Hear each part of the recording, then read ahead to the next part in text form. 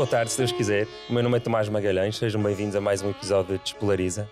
Antes de arrancarmos, quero agradecer aos novos mecenas, Jorge Tavares, Maria João Abreu Pinto, Carlota Bessa, Joana Ribeiro, Sara Silva, Miguel Val, Cristina Macieira, Luísa Capucho, Andreia Cabral e Manuel Jorge. Muito obrigado.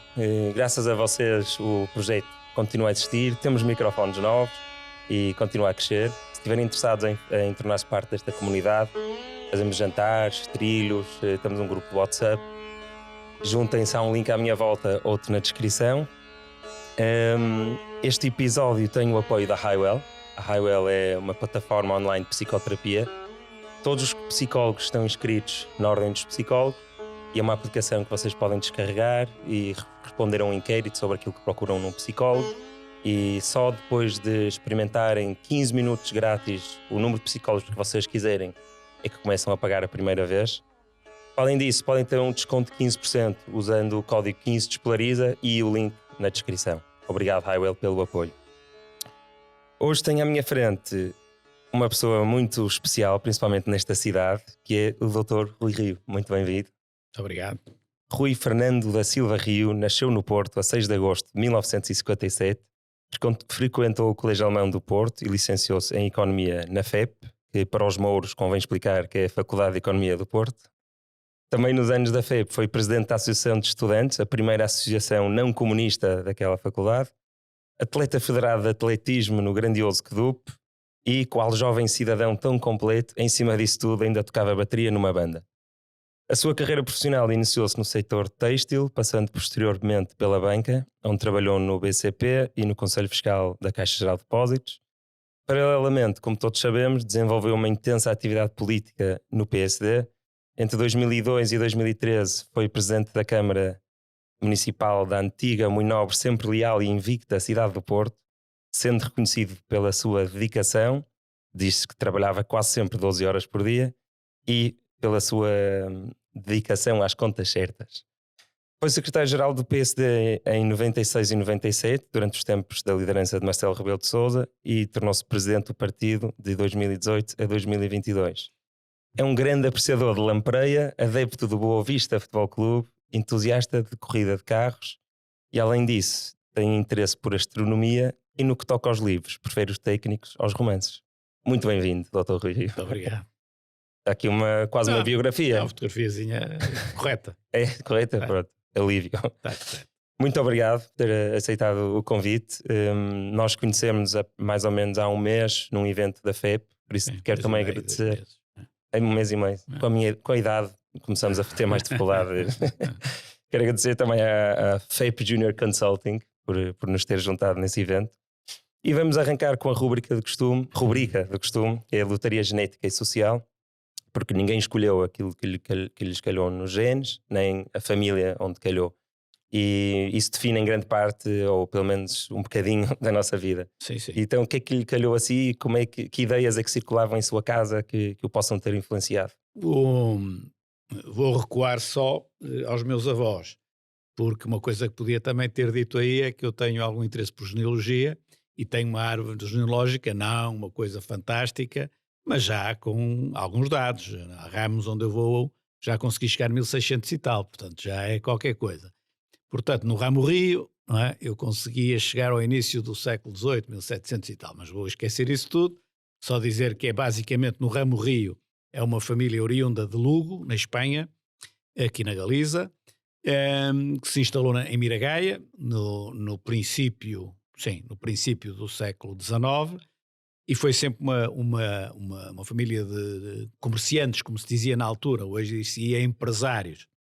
Mas não empresários, um deles até foi industrial, aqui em Gaia, precisamente, e vereador da Câmara de Gaia, João do Rio Júnior, que organizou a visita do imperador Dom Pedro II do Brasil a Porto, neste caso ele organizou a vinda à Gaia. Isto em que ano, mais ou menos? Isso deve ter sido lá para 1800 e... eu diria 60, talvez, por aí, Okay. Deve ter sido por aí, 50 e tal, 60... Ela era o dono, foi durante muito tempo, não foi sempre, na história da fábrica, a fábrica do Val da Piedade, que era uma fábrica de porcelanas que havia ali junto ao Rio Douro, em frente a Miragaia. Portanto, ele provavelmente ele metia-se num barco e atravessava de barco todos os dias para ir à fábrica, porque ele vivia em Miragaia, por trás de onde hoje é a Alfândega, aquilo era uma praia naquela altura, e devia ter ali um barco que o levava direto à fábrica, deve ser assim. É aquela fábrica que agora são apartamentos? Não. O que resta da fábrica é um edifício que é uma casa antiga, em altura, deviam ser os escritórios e parte também dos fornos, em altura, que tem uns azulejos meio arroxeados, meio roxos, meio azuis, fica exatamente em frente ao Palácio de Cristal, em termos de lado de Gaia, fica em frente à Casa do Roseiral, onde eu fui tantas vezes quando era Presidente da Câmara. Portanto, este senhor é o meu trisavô é o irmão dele, e um outro também tio trisavô que também foi sócio. Portanto, eles dominaram aquela fábrica durante muito tempo. Portanto, esses foram industriais, mas de resto é comerciantes, não é? Que era o meu avô. E portanto, chegando mais a mim, do lado do meu pai era uma família, portanto, relativamente ao meu avô paterno, era efetivamente uma família razoavelmente abastada. Do lado da minha mãe, não. Portanto, o Silva, eu sou o Silva Rio, o Silva, que é do lado da minha mãe. Curiosamente, a minha mãe tem, a mãe dela é Silva e o pai também era Silva, portanto, ela devia ser Silva e Silva, não é? Porque... Também conheciam Sousa e Sousa. Pronto, ela devia ser Silva e Silva, minha mãe, mas não era Silva e Silva, era Diniz da Silva, porque foi buscar então à minha avó o nome anterior, não é? A minha avó era Diniz da Silva, foi buscar o nome anterior. Bom, do lado da minha mãe, não, é diferente. O meu bisavô, que aqui é muito importante, que eu ainda cheguei a conhecer, morreu em 59, eu era pequenito, mas tenho uma ideia dele, lá no quarto, com os cabelos brancos e tal. Esse meu bisavô era alfaiate, foi durante a maior parte do tempo alfaiate, e isto é relevante porque ele teve de ajudar a filha mais velha, que era a minha avó, porque a minha avó ficou viúva muito cedo. A minha avó casou em 1930 e ficou viúva em 42. O meu avô morreu com 42 anos em 1942. Ficou com uma filha pequenina, que era a minha mãe, de 11 anos. Isto está a ver no tempo da guerra, não é? Depois atravessou a Segunda Guerra, dificuldades. Portanto, foi pesado para a minha avó, para a minha mãe, e por aí eu estar a dizer que esse meu bisavô foi relevante, não é? Para o sustento da filha mais velha. E, portanto, aí, do lado da minha mãe, era uma família de posses muito reduzidas, não é? Que casou com o meu pai, que era ao contrário. Pronto, portanto, eu tenho essas duas valências. De um lado, um ramo que lutou com dificuldades, e do outro lado, um ramo que lutou sem dificuldades. O meu avô não se fez totalmente à custa dele, mas fez-se muito à custa dele. Talvez tenha sido no ramo da família dos que foi mais abastado. Portanto, é isto. Tenho, como penso que é do domínio público, muita gente sabe, tenho um episódio muito marcante na minha infância, que seguramente condicionou muito, que é exatamente, olha, aquela fotografia que está aí, vai ter de encontro ao que eu estou a dizer. Eu sou o mais velho, o meu irmão é o mais novo, e o meu irmão morreu em 1965, ele nasceu em 59, ia fazer 6 anos, eu ia fazer 8, e portanto este episódio, que acontece em 65, é obviamente um episódio que eu não estarei em grandes condições de explicar o que é que me condicionou, mas tenho a certeza absoluta que me condicionou algumas coisas positivas, outras negativas seguramente, porque é uma coisa muito marcante, 2 filhos, um com 7, 5, mas era quase 8, 6 anos e um morre, efetivamente isso marca muito. Assim como marcou também o relacionamento entre os meus pais, que se vieram a separar passado uns anos, não é? Esse episódio, normalmente, teoricamente nós pensamos ao contrário, perdendo um filho até juntava as pessoas, mas depois se for ver, muitas das vezes é ao contrário, é uma coisa... Sim, já me tinham dito isso, que estatisticamente é contrário. Não sei se curioso é a palavra correta para isto, mas é algo que não se entende assim facilmente, mas é verdade. E lembra-se perfeitamente do irmão? Não. Muito bem. Foi gradual, foi de repente? Lembras-te do momento em que soube da morte? O meu irmão morreu em 1965, os meus pais só se separaram em 1973. Não, estava a falar da doença, foi de leucemia? Foi de leucemia. Lembro-me bem, ele foi diagnosticado em julho de 64 e morreu em junho de 65. Naquela altura não havia os meios que há hoje para curar as pessoas e, portanto, É uma doença má, mas que hoje se pode ultrapassar, não é? Eu penso que se fosse hoje, talvez se conseguisse ultrapassar. É mais, enfim, mais difícil ultrapassar, penso eu, naquelas idades do que se ele tivesse 30 ou 40 ou 50 anos, penso eu, mas talvez se conseguisse. Agora, naquela altura, não se conseguia. E, portanto, eu tinha essa ideia, não é?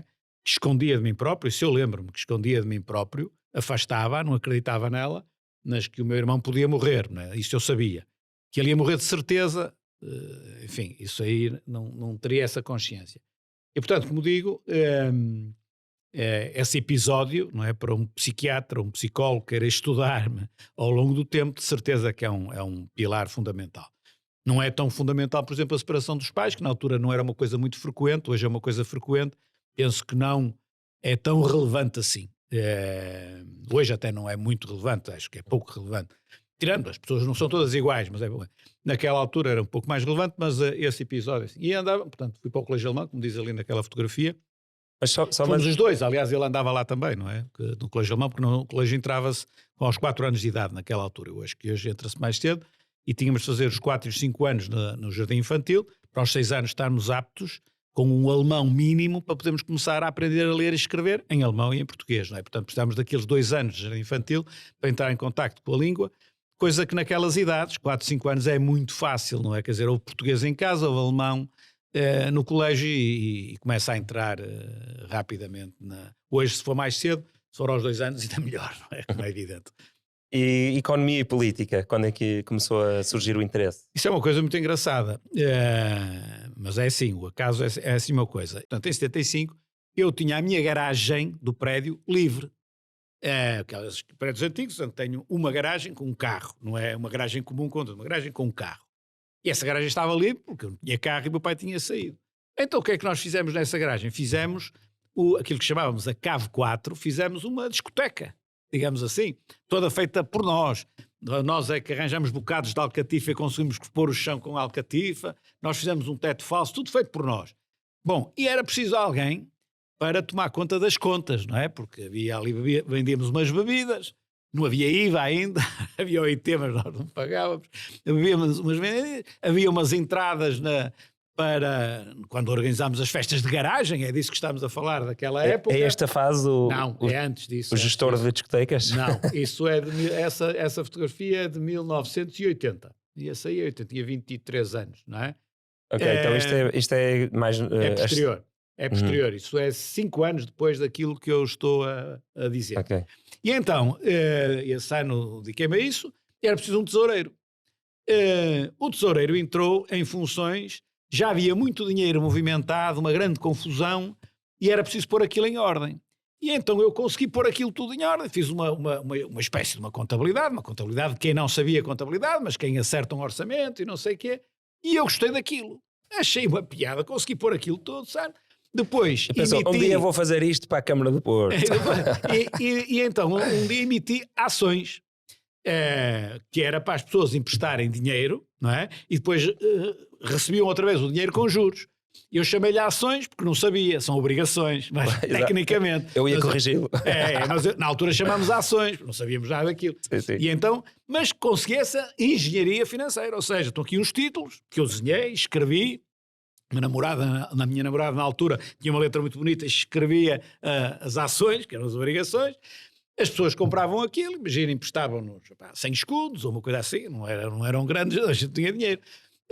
Aquilo deu para comprar uma aparelhagem, depois com a organização de festas e a venda das bebidas, eu achei piada àquilo. Ora, qual era o retorno? Estou curioso, qual era o retorno mensal ou anual da obrigação? Era muito pouco dinheiro, estamos em escudos, agora estamos em euros, mas sei lá, eu posso dizer, por exemplo, uma bebida era uma coisa que deveria custar qualquer coisa como 2 escudos, 25 tostões, que eram 2.500, portanto, isso 2 escudos é 1/100 de €, não é? Portanto, eram valores muito pequenitos. Não, eu estou a dizer as pessoas que compravam as ações, era, olha, vou-te dar 1% ao mês ou 1% ao ano. A taxa de juro, o juro. Sim. Eu com um bocado de jeito ainda posso ter lá em casa esses papéis. Não me lembro, talvez, se tiver, eu sei onde está, ou está ali ou não está em lado nenhum. Se tiver na gaveta. Agora, a taxa de juro daquilo, Eu acho que nós éramos tão rudimentares que nem tínhamos taxa de juros. Era uma coisa do género. Recebes daqui por um ano, em vez de 100 levas 110 ou 112 ou 115, sem perceber que estávamos a dar 10% ou 12% ou 15%. Eu acho que era uma coisa deste género. Se bem me recordo, né? Não se esqueça que não tinha formação nenhuma nessa área. E os outros ainda menos. E então achei piada àquilo e eu estava indeciso entre duas coisas. Entre ir para Direito, que era aquilo que eu achava que era a minha vocação natural, mas eu não queria ir para Direito por duas razões. Porque tinha de ir para Coimbra, não havia no Porto, ponto 1, e porque perdia a matemática.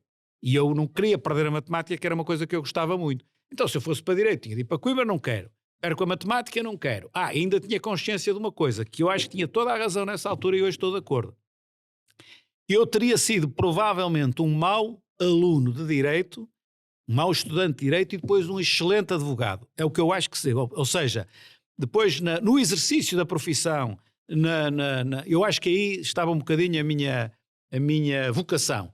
No estudo das letras, não números, letras, aí não era uma dificuldade, como aliás depois na Faculdade de Economia, também as piores notas era na parte da História, das Ciências Sociais, ou seja assim. E então, Direito, não. Mas Matemática e Engenharia. E era Engenharia Civil que eu tinha na minha cabeça. Depois fiz aquilo nas contas da CAV 4. Vou para o meio disto. Nem é Direito, nem é Engenharia. É uma coisa que é mais ciências que letras, mas misturou um bocado as duas coisas. E fui para a Economia. Portanto, tirei a média, né? Somei os dois, somei as duas parcelas, dividido por 2, deu Economia. No fundo foi isto. E foi assim que eu fui parar à Economia. À política, que é outra sua pergunta. Fui parar, e hoje, envolvido este tempo todo, não é? Em que praticamente terminei a minha carreira, seja política, seja economia. Posso não ter terminado, mas acho que terminei. Então, já sabes a tua vida profissional toda. Ora, diz lá, se voltasses atrás, ias para a economia, para a engenharia, para o direito. Nunca pensei nisso a sério, mas já pensei nisso de uma forma razoavelmente superficial. E não me considerando excepcionalmente vocacionado para a economia, acho que se calhar tomava a mesma atitude. Ia pelo mesmo caminho. Provavelmente ia pelo mesmo caminho. Sabendo o que sei hoje. Portanto, quer dizer que a coisa não andou mal há 40 e tal anos atrás. Praticamente há 50 anos atrás. A questão da política. A política é assim. Teve algum amigo que disse, olha, tu juntei-me a uma cena chamada JSD, não queres vir espantar? Não, a política começa na faculdade, no Colégio Alemão, antes do 25 de Abril, em que havia uma reação muito forte dos professores no Colégio Alemão àquilo que tinha sido o maio de 68. Está a ver? Pronto. E então eles, com medo, marcados pelo maio de 68, aquilo era muito rígido, porque o maio de 68 era visto como uma bandalheira, aquele movimento estudantil de França, e que teve reflexos na Alemanha também. Aliás, um dos líderes, que é tido como principal líder do maio de 68, o Cohn-Bendit, era alemão, não é? E, portanto, aquilo aumentou um bocado a repressão. Na minha época, 68, portanto, agora estou a falar de 72, 71, por aí, porque antes eu era muito miúdo, em 68 tinha 11 anos. E então, isso comecei a reagir, digamos assim, contra, entre aspas, ditadura, que não é ditadura, é o excesso de rigor, excesso de disciplina alemão, que coincidia em grande medida com aquilo que era o Estado Novo e com o ambiente que vivíamos, sei lá. Eu lembro-me de estarmos 3 ou 4 a falar à porta do colégio, miúdos, vir um polícia e separar-nos, porque aquilo era um ajuntamento, não podíamos estar tanta gente junta. Sim. Eram 4 ou 5, por exemplo. E aquilo começou-me a revoltar. Entretanto, eu tinha um amigo, que depois foi jornalista e morreu muito cedo, um dos meus melhores amigos, o João Queiroz. Foi jornalista do Comércio do Porto, foi do Janeiro, foi do Semanário, acho eu. E o João tinha irmãos mais velhos, um deles um jornalista muito conhecido, também já faleceu, que é o Zé Queiroz, foi jornalista no Expresso e foi jornalista no Público. E o Zé Queiroz e o irmão, mais velhos que o João, puxaram o João para a política, e naquele caso para uma via comunista, não é? Socialista comunista. Eu nunca fui comunista nem socialista por força daquilo que os meus professores no Colégio Alemão me ensinavam, porque os alunos, os miúdos da minha idade, nos liceus portugueses, sabiam zero de política, não é? Não se dava nada. Nós não. Desde a disciplina de História a outras disciplinas, mesmo na própria disciplina de Alemão, os professores davam-nos luzes sobre o que era o comunismo, o que era o fascismo, o que era a social-democracia, o que era a democracia cristã, o que era o liberalismo. Nós, à escala da nossa idade, tínhamos essa noção. E, portanto, eu sabia perfeitamente como já era uma ditadura, que era tudo estatizado, tudo isto, e nunca fui comunista, fui sempre social-democrata. E comecei a participar, puxado pelo João Queiroz, comecei a participar em movimentos estudantis, maioritariamente dominados, vejo eu hoje à distância, pela UEC, a União dos Estudantes Comunistas, portanto pelo PCP, que eu na altura não percebia que eles é que estavam a dominar aquilo. Para mim também era mais ou menos igual ao LIT, porque o que eu queria era movimentar-me contra a ditadura e contra o Estado Novo. Acho que era a Zita Seabra, que também acho que era a Zita Seabra que já esteve aí nessa cadeira também. Também já esteve aqui. Sim, que organizava essa União Estudantil Comunista. Ela era da UEC, claro. Exato. Ela é mais velha que eu, não é? Mas sim, era da UEC. E então, fui, portanto, a muitas reuniões. Houve uma muito esquisito, que era uma reunião em ciências, nos Leões, onde hoje é a reitoria, chamava-se Faculdade de Ciências, e era uma coisa lá para as 3 ou 3:30 da tarde. De manhã eu fui para o colégio e combinei encontrar-me com o João e tal para irmos para a reunião estudantil. À hora do almoço, o meu pai não me deixou sair. Eu tinha pai 15 anos ou uma coisa assim. O meu pai não me deixou sair de casa. E eu não percebi aquilo. Uma coisa fora do comum. Desde logo como é que ele sabia que eu ia sair e não sei o quê. Ou a minha mãe ouviu conversas e avisou, não sei. E eu não pude sair. Não fui à reunião, foram todos dentro. A PIDE chegou lá, meteu-os todos dentro. Okay. E o João foi preso, tudo. Preso, quer dizer, foi detido, imagina, um dia e tal, e depois os que eram menores, os pais, iam lá levantar os filhos e deixar os registros e tal. E, portanto, o meu pai, por bem, prejudicou-me, porque eu hoje podia dizer que fui preso pela PIDE, e assim não posso, nunca fui preso pela PIDE. Mas se não era um antifascista preso pela PIDE. Ganhava aí mais uns votos. Ganhava mais uns votos. Bom, quer dizer, nos tempos que correm já não era bem assim. No antigamente protegia-me um bocado do PCP, do Bloco de Esquerda e dessa...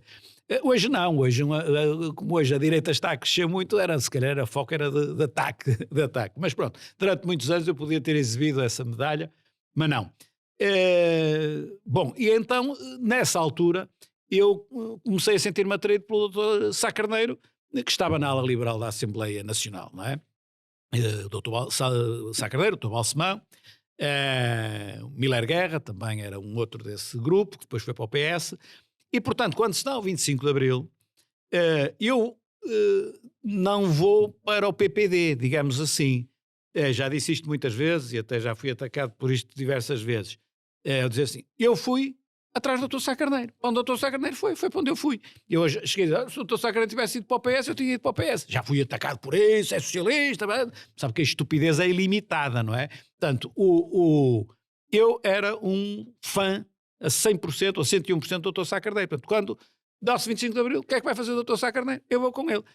Fez um partido. Então é nesse partido que eu estou. Portanto, estou no PPD, mas eu não estava no PPD, estava no partido do Dr. Sá Carneiro, que era uma coisa diferente. O Sá Carneiro devia ter uma magia qualquer, porque há várias pessoas da sua idade que relatam coisas parecidas. Sim, a admiração era mais pelo Sá Carneiro do que pelo partido. Assim. Claro que depois as coisas confundem-se, mas ligamos ali no primeiro ano e coisas assim, era o Dr. Sá Carneiro, mais que o Dr. Magalhães Mota, que era o outro, ou que o Dr. Francisco Pinto Balsemão, embora qualquer um dos três tivesse a minha total simpatia.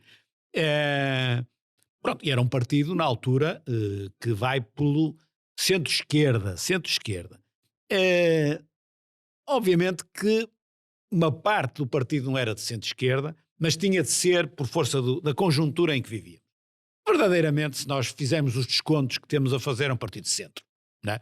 Tinha um discurso mais ao centro-esquerda, primeiro porque toda a conjuntura obrigava a isso, porque se não tivesse esse discurso, mesmo assim já era fascista, então é que virava fascista se dissesse centro-direita. Aí é que nem era proibido dizer-se que era direita. O próprio CDS é o Centro Democrático Social. Centro. O próprio CDS não se assumia direita, tinha medo de dizer que era de centro, não é? E nós dizíamos centro-esquerda. Pronto, na verdade, o CDS era um partido conservador de direita, democrático, mas conservador de direita, nós éramos um partido de centro, não é? O PS é que era centro-esquerda para lá, não é? Um partido marxista, como eles diziam e tal. Bom, e portanto eu entro para a política partidária, para a JST nessa altura, desta forma, não é? Mas já com um trajeto feito antes do 25 de Abril, por esta razão que estou a dizer, a que se tem de dever o colégio alemão, que nos ensinava e nos explicava coisas que cá fora os miúdos da minha idade não tinham oportunidade de saber por força do regime em que vivíamos, não é? Fascinante. Foi assim uma pequena aula de história política também. E quando entrou já sonhava um dia ser líder do partido? Não. Tinha essa ambição? Não, nunca sonhei nada. Rigorosamente nada. Quando comecei a estudar na faculdade, e a faculdade no meu tempo era um bicho não era de 7 cabeças, era pai de 30 cabeças, era uma coisa horrível. Ou mais 30 cabeças, quase que cada cadeira era uma cabeça. Não era bem assim, algumas faziam-se bem, mas havia lá cadeiras terríveis, não é? Terríveis. Eu lembro-me quando me formei, no exame em que eu me formei, por exemplo, eu tive a nota mais alta do exame, quando me formei. Eu não fiz o curso em 5 anos, atenção, fiz o curso em 6 anos, até porque no último ano eu era presidente da associação e acho que tirei esse curso paralelo de presidente da Associação de Estudantes, foi uma coisa relevante. Aí é no 4º ano, portanto isso aí é 1980 também, porque eu depois, 81 o 5º ano, e depois fiquei com 3 cadeiras, que só acabei em 82, acumulando com 2 mandatos da Associação de Estudantes, que foi excelente, em minha opinião. O investimento, portanto, o ter demorado, não demorei mais um ano a fazer o curso, vamos lá ver uma coisa, porque em julho de 81, se eu tivesse terminado em julho de 81, eu terminava exatamente com 5 anos, sem época de recurso. Acabaram 3 dos 800 e tal que entramos, portanto eu não ia ser o 4º. Não é? Podia ter acabado em setembro, ou eventualmente na época especial de janeiro. Isso é que eu atrasei. E atrasei porque me dediquei também à faculdade e à Associação de Estudantes. E bem, porque era um segundo, não digo um curso, mas uma pós-graduação paralela que estávamos a tirar. Que foi excelente. Política, não é? Políticas de gestão. Nós tínhamos uma livraria, tínhamos uma editorial, também tínhamos de ter preocupações de gestão. E a editorial era uma coisa que, se falhasse, os estudantes não tinham por onde estudar. Isto não era cada de livros, não é? Ou era apontamentos, ou os apontamentos na editorial, as sementas, digamos assim. E aquilo era de responsabilidade. E agora perdi-me. Líder. Nunca pensei nada disso. E, portanto, sou presidente da Associação de Estudantes porque entro para a faculdade. A única coisa que eu tinha na cabeça, a partir aí do 3º, 4º ano, era: quero ser economista, diretor financeiro e administrativo de uma fábrica, da indústria, porque aqui no Norte era para onde havia as saídas profissionais, isso estava na minha cabeça, e fui, o primeiro emprego foi assim, sim, na têxtil, na metalomecânica também, nessa altura, politicamente não. Então, vou-me engajando na JST, na faculdade, para combate aos comunistas, digamos assim, à esquerda totalitária que naquela altura mandava. A JS tinha pouca força ou nenhuma, que era mesmo, ou éramos nós, ou era a esquerda. E então, depois não havia quem se quisesse candidatar a apresentar a associação por nós, havia anos em que nem apresentávamos lista, precisamente pela responsabilidade. A gente estava ali para estudar, acabar o curso, eu vou para presidente da associação, é uma responsabilidade enorme, não tenho tempo, atraso-me no curso e não sei o quê. E eu, em 1980, na altura dessa fotografia, resolvi encabeçar a lista à Associação de Estudantes. Encabecei, as eleições foram em fevereiro de 81, portanto o Dr. Sá Carneiro morre em dezembro, eu ganhei as eleições em início de fevereiro de 81, e depois repeti em 82, fiz 2 mandatos.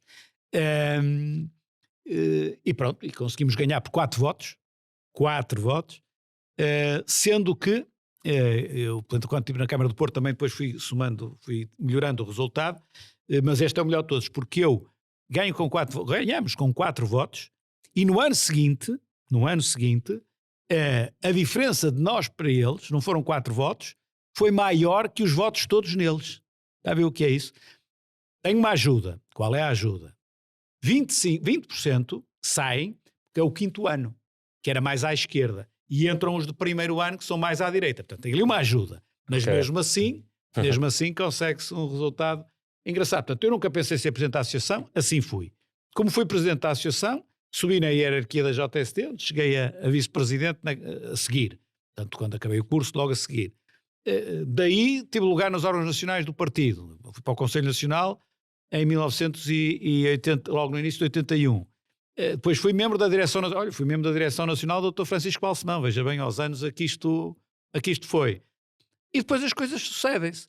Depois, nessa altura, em 83, que, nas eleições que dão origem ao Bloco Central, em abril de 83, estou, salvo erro, em 8º na lista de deputados pelo Porto, numa altura em que metíamos para aí uns 12. Ora, 8º eu era eleito. Com que idade, mais ou menos? Ora, isto é, para as eleições 30. De 83, não. 20. Eu nasci em 57, portanto tinha 25 anos, não é? Fiz 26 em agosto de 83, portanto com 25 anos, tinha-me formado há uns meses atrás e puseram-me na lista. E eu, que era membro da própria CPN, que apresentava as listas, retiro o meu nome, não é? E ponho o meu nome em 19º, que não era eleito. E dei o lugar a outro elemento da JST para o 8º. E então lembro que o Dr. Balsemão e o secretário-geral António Capuz, com quem eu também me dava bem, tu quer dizer, toda a gente quer ser deputado, você tem aqui o lugar e não é deputado. E eu lembro-me de dizer na reunião da Comissão Política, eu quero ser deputado um dia. Por acaso gostava um dia de ser deputado. Mas eu não posso ser deputado sem ser economista. E eu neste momento não sou economista, sou licenciado em economia. É uma coisa muito diferente. Quando eu for economista, eu aí gostava um dia de ser deputado. Vinha ser 10 anos mais tarde, quando já tinha 10 anos de carreira, que é o que eu acho que deve ser, que estes miúdos agora não fazem, entregam-se de cabeça à política, vão para lá jovens, ou para ali ou para outro sítio qualquer, e depois quando querem, já não digo regressar à profissão, iniciar a profissão, estão completamente fora de contexto. Portanto, eu isso, está a ver, apesar de ter 24 anos, 25, 24, não fiz, não é? Para mim era consciente, isso era muito consciente. Então abdicou de poder ser deputado. Podia ter sido deputado em 83. Porque acreditava que era primeiro preciso ter alguma experiência no mundo real. Indiscutivelmente. No mundo real. Tive 10 anos, sendo que desses 10 anos tive uma parte na tropa, mas também não deixou de ser uma experiência, não é uma experiência como economista, mas não deixou de ser uma experiência. E depois estive na têxtil e na metalomecânica, estive na banca e fui diretor financeiro das tintas Sino, não é? Por exemplo, que a marca de tintas mais conhecida em Portugal e a maior marca da Península Ibérica, não é? Na altura não era da Península Ibérica, mas agora já é. Muito bem, vamos então dar aqui um salto temporal para a cidade do Porto e o seu tempo aqui como Presidente da Câmara. Quando se tornou Presidente da Câmara em 2001, certo? Ganhei as eleições em dezembro de 2001, tomei posse em janeiro de 2002. Então em 2002, quais é que eram os maiores desafios da cidade? Ou seja, chegou ao primeiro dia de trabalho e meteu as mãos à cabeça a olhar para qual pasta? Sim, a pior novidade que eu tive quando cheguei foi a parte financeira, que estava caótica. Agora, posso dizer uma coisa curiosa. Eu aceito ser candidato à Câmara do Porto em abril de 2001, por convite do Presidente do Partido na altura, que era o Dr. Durão Barroso. Eu era Vice-Presidente da bancada nessa altura, e ele disse, tem de candidato ao Porto, e a lógica era candidatar-me ao Porto para perder. O Dr. Fernando Gomes ia regressar, portanto, tinha sido Presidente da Câmara, 10 anos, saiu, ia regressar, e portanto era dificílimo ganhar o Dr. Fernando Gomes, que curiosamente foi o meu primeiro colega de trabalho quando eu saí da faculdade. Viemos a ser adversários políticos mais tarde. Ele era o economista sénior, eu era o júnior nas empresas para onde fui. Era para perder. E então, era para perder. Eu tinha a esperança, mas pelo menos a maioria absoluta talvez lhe tire já uma certa vitória. E depois tinha um objetivo pessoal, digamos assim, pessoal político. Eu não estava minimamente de acordo com a política urbanística da cidade, onde tinha crescido o Península, que é perto da minha casa, onde tinha crescido o Shopping Cidade do Porto, aquela torre, a Torre das Antas, está a ver uma série de aberrações urbanísticas na minha... E arquitetónicas. E arquitetónicas até certo ponto, que pronto, depende do que estivermos a falar por arquitetura. Se estivermos a falar o desenho do edifício em si... O enquadramento. Agora, o enquadramento completamente errado, não é? A minha opinião, e não, de uma volumetria absolutamente brutal, não é? Aliás, o Península ainda é pior, é uma coisa brutal. E eu estava contra aquilo. E eu vivia ali no Bom Sucesso, ainda hoje vivo lá perto, não no mesmo sítio, e via aquele shopping da cidade de Porto a crescer. A CCRN, na altura, ou a CCDR, acho que era assim que se dizia na altura, enfim, a tentar opor-se à Câmara do Porto e aquilo a construir uma brutalidade que, aliás, depois veio a ser considerada ilegal pelo Tribunal em sentença transitada em julgado. Já eu era Presidente da Câmara e tivemos de resolver de outra maneira. Acredita que havia corrupção aí? Eu acredito. Acredito, e quando cheguei à Câmara, a minha percepção era que efetivamente havia corrupção na forma como muitos serviços da Câmara trabalhavam. E, portanto, foi logo, digamos assim, um dos meus primeiros focos, o combate precisamente a esse fenómeno, e inclusive chegamos em 2 circunstâncias a meter 2 funcionários na cadeia, não é? Em que eu consegui isso, 2 apanhados em flagrante. Pois também é difícil, se não são apanhados em flagrante é uma situação terrível, por isso é que a corrupção é difícil de combater. Bom, mas então, peraí, já que esses casos devem ser públicos, eram casos de corrupção para as pessoas aprovarem licenças de construção ou quebrarem regras urbanísticas? O menos grave era alguém que punha os serviços municipais a demorar, a não fazer, para depois pular e dizer, mas eu faço-lhe isso. É o terrorismo burocrático. Pronto. Isto vai demorar não sei quanto, vai não sei o que, eu faço-lhe isto num instante. Pronto. E quando foi fazer isso num instante, estava lá a polícia à espera. Okay. Deitou-lhe a gadanha. Ele meteu a enxada e a gadanha. Este é o caso mais simples. E foi dentro. O caso mais sofisticado foi um chefe de divisão que recebe dinheiro para adjudicar uma série de sinalização da via pública. E então nós soubemos isso. Tivemos, se eu bem me recordo à data, já reparo que isto é uma coisa que já vai há muitos anos, tivemos a ajuda de quem ia pagar, digamos, fomos alertados por quem estão a pedir o dinheiro. O corruptor, exato, não corrompido. E eu, que queria combater a corrupção a sério, aquilo que um tipo normal faria era, vai por cima, não permite essa adjudicação e no limite arranja a forma de o demitir, que também não é fácil, porque tinha de haver uma razão e tal. Mas eu não estava por aí, eu estava por, então vais apanhar pela medida grande, não é? E eu estou convencido que eliminei a corrupção na Câmara do Porto, do tempo que lá estive, que eliminei mesmo. Não logo no início, mas com estas ações. E então, aquilo foi combinado com a Polícia Judiciária, porque na altura a Polícia Judiciária colaborou comigo. Antes eu tinha procurado a colaboração noutros casos e não me deu a colaboração, bem pelo contrário. Tenho episódios muito lamentáveis da Polícia Judiciária na altura, aqui no Porto. Como é que se justificavam? Faça-me essa pergunta depois para eu terminar esta história então. E então esta história é um sábado, para não haver nada na Câmara, vai lá a pessoa pagar ao chefe de divisão. Em notas? Em notas, leva com ele um adjunto, portanto vai o que vai pagar e um adjunto, um funcionário, uma pessoa de confiança, um secretário, não sei quem, não vi, não é? Vai com um secretário, entram para uma sala, não é? E então nessa sala ele dá-lhe o dinheiro. O que é que acontece? O secretário, o adjunto, era um agente da PJ. E a sala, tal como nós aqui estamos a ser filmados, estava a ser filmada sem ele saber. E na sala ao lado estava a PJ a ver. Ele pegou o dinheiro e não lhe puseram a mão logo ali. E eu fiquei admirado, não lhe puseram a mão logo ali. Ele sai e só quando ele já vai na rua com o dinheiro em direção ao carro onde a mulher estava à espera, é que outra PJ que está ali na rua o segura. Depois explicaram-me, pois imagine que ele, não é, que eu prendia logo ali e ele dizia assim, prender porquê?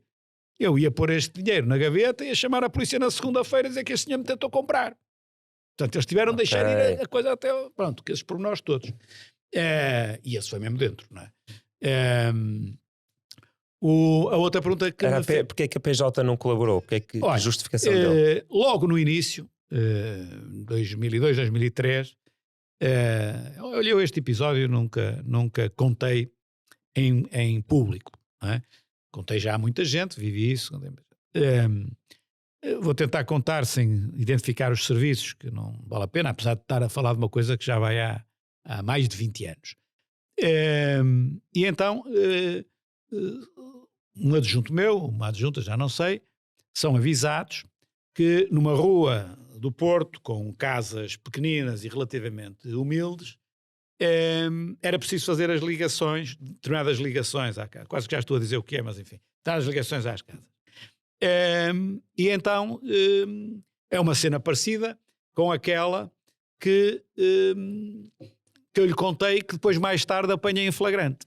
E então, não se consegue, não se pode, não se faz, é isto, é aquilo, é tal, não é? Mas faço-lhe isto, faço aquilo, faço aquilo outro. E o faço aquilo, faço aquilo outro era uma verba que, digamos, a pessoa que denunciou tinha meios para pagar, mas depois toda a vizinhança, gente de idade, não tinha dinheiro para isso. E, portanto, aquilo revoltou essa pessoa que nos veio avisar. Então eu avisei a PJ e disse, vamos pôr a senhora, que ela está disponível, essa era uma senhora que eu não cheguei a conhecer, a senhora está disponível para isso e diz, senhora Ferreira, não sei o nome, não é? Zé Ferreira e tal. Então ser quinta-feira às 5, fazemos isto, não é? Okay, ou na sexta-feira, não sei o quê. E quando ele começava a trabalhar, como depois veio a acontecer mais tarde, quando a direção da PJ era outra e colaborou. E então aqui eu procurei-se e a PJ no Porto não fazia nada. Recorri a Lisboa, a de Lisboa pressionava a do Porto não fazia, a de Lisboa pressionava a do Porto não fazia, 1 semana, 2 semanas, 3 semanas, 4 semanas, 5 semanas, até que de Lisboa dizem-me, olha, Sr. Presidente, agora lhe garanto, bom e bom mesmo. Pronto, tudo bem, bom e bom mesmo, faça que agora atravesse o meu. E eu disse à diga lá à tal senhora para telefonar ao tipo e marcar um dia, para ir lá fazer as obras. Um dia, que depois podia demorar 1 semana, isso já não sei. E a senhora em causa liga. Então, Sr. Ferreira, inventei o nome Ferreira, que nunca sou o nome. Sr. Ferreira e tal. Então, era para marcarmos aquilo e não sei o quê, que o senhor esteve aqui, está lá para vermos. Marcar o quê, minha senhora? Marcar a obra? Mas está enganada. Então, o senhor esteve aqui. Minha senhora, eu nunca estive aí, isso deve ter sido um colega meu. Eu não posso fazer isso. Eu, quando depois a senhora contou isto ao meu adjunto, eu agora já não sei se era, eu tinha um adjunto e um adjunto, não sei qual dos dois é que... ambos estavam dentro do assunto, eu não sei qual é que era o pivô inicial. Eu estava na Câmara há muito pouco tempo, há meses, quando me contam isto, não é? Quando ele entra e conta isto, eu sentei-me na cadeira e eu fiquei parvo, não é? Devo-lhe dizer que hoje não ficava tão parvo assim, porque já passaram 20 e tal anos de experiência política, de degradação das próprias instituições em Portugal, e hoje já acho que tudo é possível, como diz o outro, desde que fui ao circo e vi um porco andar de bicicleta, já nada me admira. Na altura, eu fiquei, o que se pode dizer, completamente parvo. Como é possível uma coisa destas? Portanto, a guerra entre Porto e Lisboa levou a que o daqui boicotasse isto avisando, não é? Ele recebeu de certeza um aviso, pode ter sido anónimo o aviso, isso pode, não é? Não faça uma coisa dessas, senão vai-lhe sair mal. Mas a boicotar a ação. Mas era uma obra pública que faltava fazer na casa dessa senhora? Na rua dessa senhora. Na rua, nas casas, nas diversas casas. Pois, isso já é um nível de corrupção. Quando a polícia está a avisar o criminoso que vai acontecer alguma coisa... Não vejo como é que possa ter sido de forma diferente. Então o homem foi lá, até acho que foi mais que uma vez, para fazer... É evidente que tudo isto demorou 2 meses, ou uma coisa, já não me lembro, mas porque era a tal coisa de Porto não fazia, eu falo a Lisboa manda fazer, não faz. Portanto, demorou algum tempo, não é do género, teve cá ontem e faz amanhã. Sim. Mas é uma coisa do outro mundo, não é? Mas não desisti, e continuei, mesmo com essa adversidade, porque sem a ajuda da PJ ou da Procuradoria-Geral da República, o quê? Como é que a gente, como é que um Presidente de Câmara consegue combater? Não consegue. Consegue, cheirando minimamente a situação, afastar as pessoas e tentar arranjar qualquer coisa que não é fácil. Portanto, imagino o outro chefe de divisão que eu lhe falei. Eu não fazia o que fiz, ou a PJ não colaborava como colaborou. Eu afastava-o. Mas afastava-o a título de quê? Não tinha de pagar uma indenização. O que é que eu dizia? Não confio nele? Mas não confias porquê? Tinha de contar a história. Já viu? Isto não é fácil. Pois é quase preciso apanhar em flagrante. Eu quando estava na Câmara do Porto, a corrupção, para mim, eu lia a corrupção da seguinte maneira, quer dizer, não nos primeiros meses, mas depois de estar na Câmara há um ano, por exemplo, de ter feito discursos e discursos e discursos contra aquilo, a procurar organizar os serviços, a fazer, a acontecer, a corrupção eu sentia como uma agressão a mim. É esquisito isto, mas é assim, ou seja, ela é uma agressão à sociedade, como é lógico, é roubar recursos da sociedade. É uma agressão à sociedade. E eu sei, teoricamente, que é um roubo à sociedade. Mas eu, pelo empenho que eu estava a pôr naquilo, era uma agressão a mim mesmo. Estás-me a roubar a mim. Não é? Estás-me a boicotar. Eu quero pôr isto direito e tu estás-me a boicotar da forma mais insolente que há. Portanto, aquilo, ouça, eu ficava... Perdia as estribeiras, mas eu perdia as estribeiras quando cheirava a mínima situação de corrupção. E, claro, não consegui ao primeiro ano, nem ao segundo ano, mas com o andar do tempo, eu estou convencido que, por exemplo, quando eu chego ao meu terceiro mandato, não há fenómeno de corrupção na Câmara. Eu acho que não há mesmo, sinceramente, não há. Primeiro porque eu, entretanto, já fui colocando outras pessoas com outro perfil e de outra maneira. E depois porque também toda a forma como eu atuei, obviamente que desaconselhava a isso, os tipos tinham algum medo e tinham respeito, porque eu acho que para este efeito é uma coisa que os dois sentimentos é importante, ter medo e o respeito também, ou seja, ter respeito por mim, estou a fazer aquilo direito. Era uma falta de respeito ser corrupto, está a ver? E isso é que mexia comigo. Espetacular, muito obrigado como cidadão e como portuense por essa eu luta. fico não tão irritado como naquela altura ficava com a corrupção, quando eu ouço hoje, não é? Muitos agentes políticos, não é? Muitos agentes políticos, e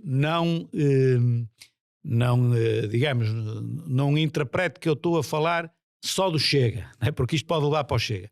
É do Chega e é de muitos outros, é do meu próprio partido e até às vezes de outros partidos.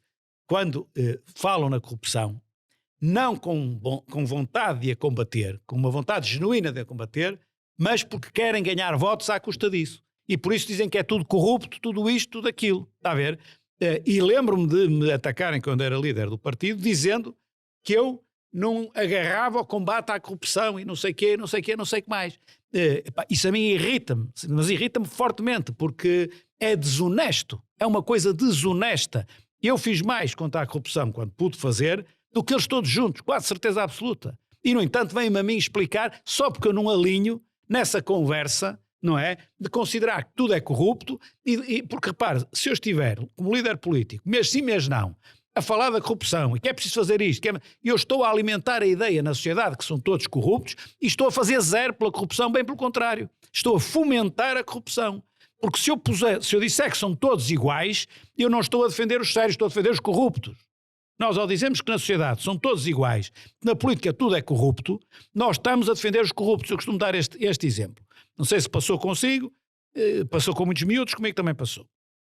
Nós éramos 5, eu, meu irmão e mais 3 primos, íamos à casa da minha avó materna, imagino que havia um lanche às 4h30. E eu às 4, não é? Olha, estávamos a brincar às escondidas. E estavam todos escondidos, e eu sem ninguém ver, ia à gaveta e tirava um chocolate, que era só para o lanche, eu tirava. Se a minha avó descobrisse o que é que eu queria poder dizer, eu tirei, mas os meus primos também, tirámos todos. Isto era o que eu queria dizer, porque se sou só eu é um problema. Não, tirámos todos. Não, só tinha tirado eu, é um problema.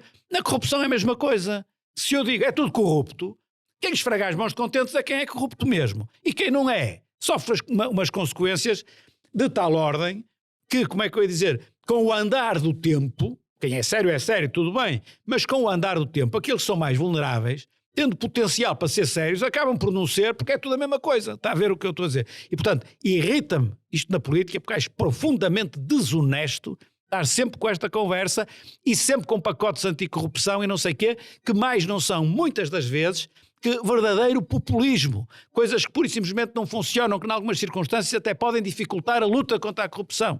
Não é? Aliás, por exemplo, a PGR... O escrutínio exagerado, por exemplo, dos deputados. Não, vamos lá ver, isso é outro tema, não é? Isso é outro tema, porque muitas das vezes não tem a ver com corrupção, tráfico de influências, são crimes parecidos, mas não é exatamente a mesma coisa. Eu estava muito centrado na corrupção, ou seja, toma lá dinheiro para decidir da maneira que me dá jeito, não é? E portanto, é um crime que me irrita, mas não sei se não me irrita mais tentar tirar partido desse crime em benefício pessoal, não de dinheiro, mas de votos e através da degradação moral da sociedade. E isto não é exclusivo da direita, da extrema-direita, não. Isto, infelizmente, quantos pacotes da dita transparência não aprovou o PS e o PSD ainda nem o Chega existia, sempre com base, um bocado naquela ideia, de repente saiam e dizem assim, é tudo desonesto, menos eu que vou fazer uma lei para acabar com os desonestos. Sim. Não é honesto. É uma conversa muito atual por causa dos fenómenos populistas, mas também por causa do momento tecnológico, que é as instituições em geral, e quando digo instituições digo também estas estruturas de governação, não é? As câmaras, os governos, por aí fora. As pessoas, por exemplo, estas duas histórias que contou de corrupção, sim. Isto poderá ter o efeito nos nossos ouvintes das pessoas dizerem, pronto, eu sabia, é tudo corrupto. Não, e no entanto é muito importante falarmos disto, porque é mostrar que não, estamos a limpar as instituições, ou seja, para as pessoas voltarem a confiar mais, é preciso fazer este trabalho, e uma parte do trabalho é exibir quando acontece, sim. Mas ao mesmo tempo isso reduz confiança, então é difícil, muito mais difícil é neste ambiente de redes sociais em que só se vê o título das coisas, muito mais difícil, é difícil limpar as instituições sem depois as notícias falsas, as fake news, como se diz em português. Depois as notícias falsas que levam, digamos assim, a difamar uma pessoa, procurando dizer que ela não é honesta, e ela é, quando não é, olha, não é, mas e ela é honesta. E repare, eu que fiz este combate na Câmara, agora estou a situar na Câmara do Porto, fui ou 7 ou 8 vezes arguido. E houve uma altura em que todos os vereadores da Câmara com Pelouro, portanto os vereadores do PSD e do CDS, da minha maioria, estávamos todos arguidos, cada um pela sua coisa. Portanto, repare bem... E não era um ataque político?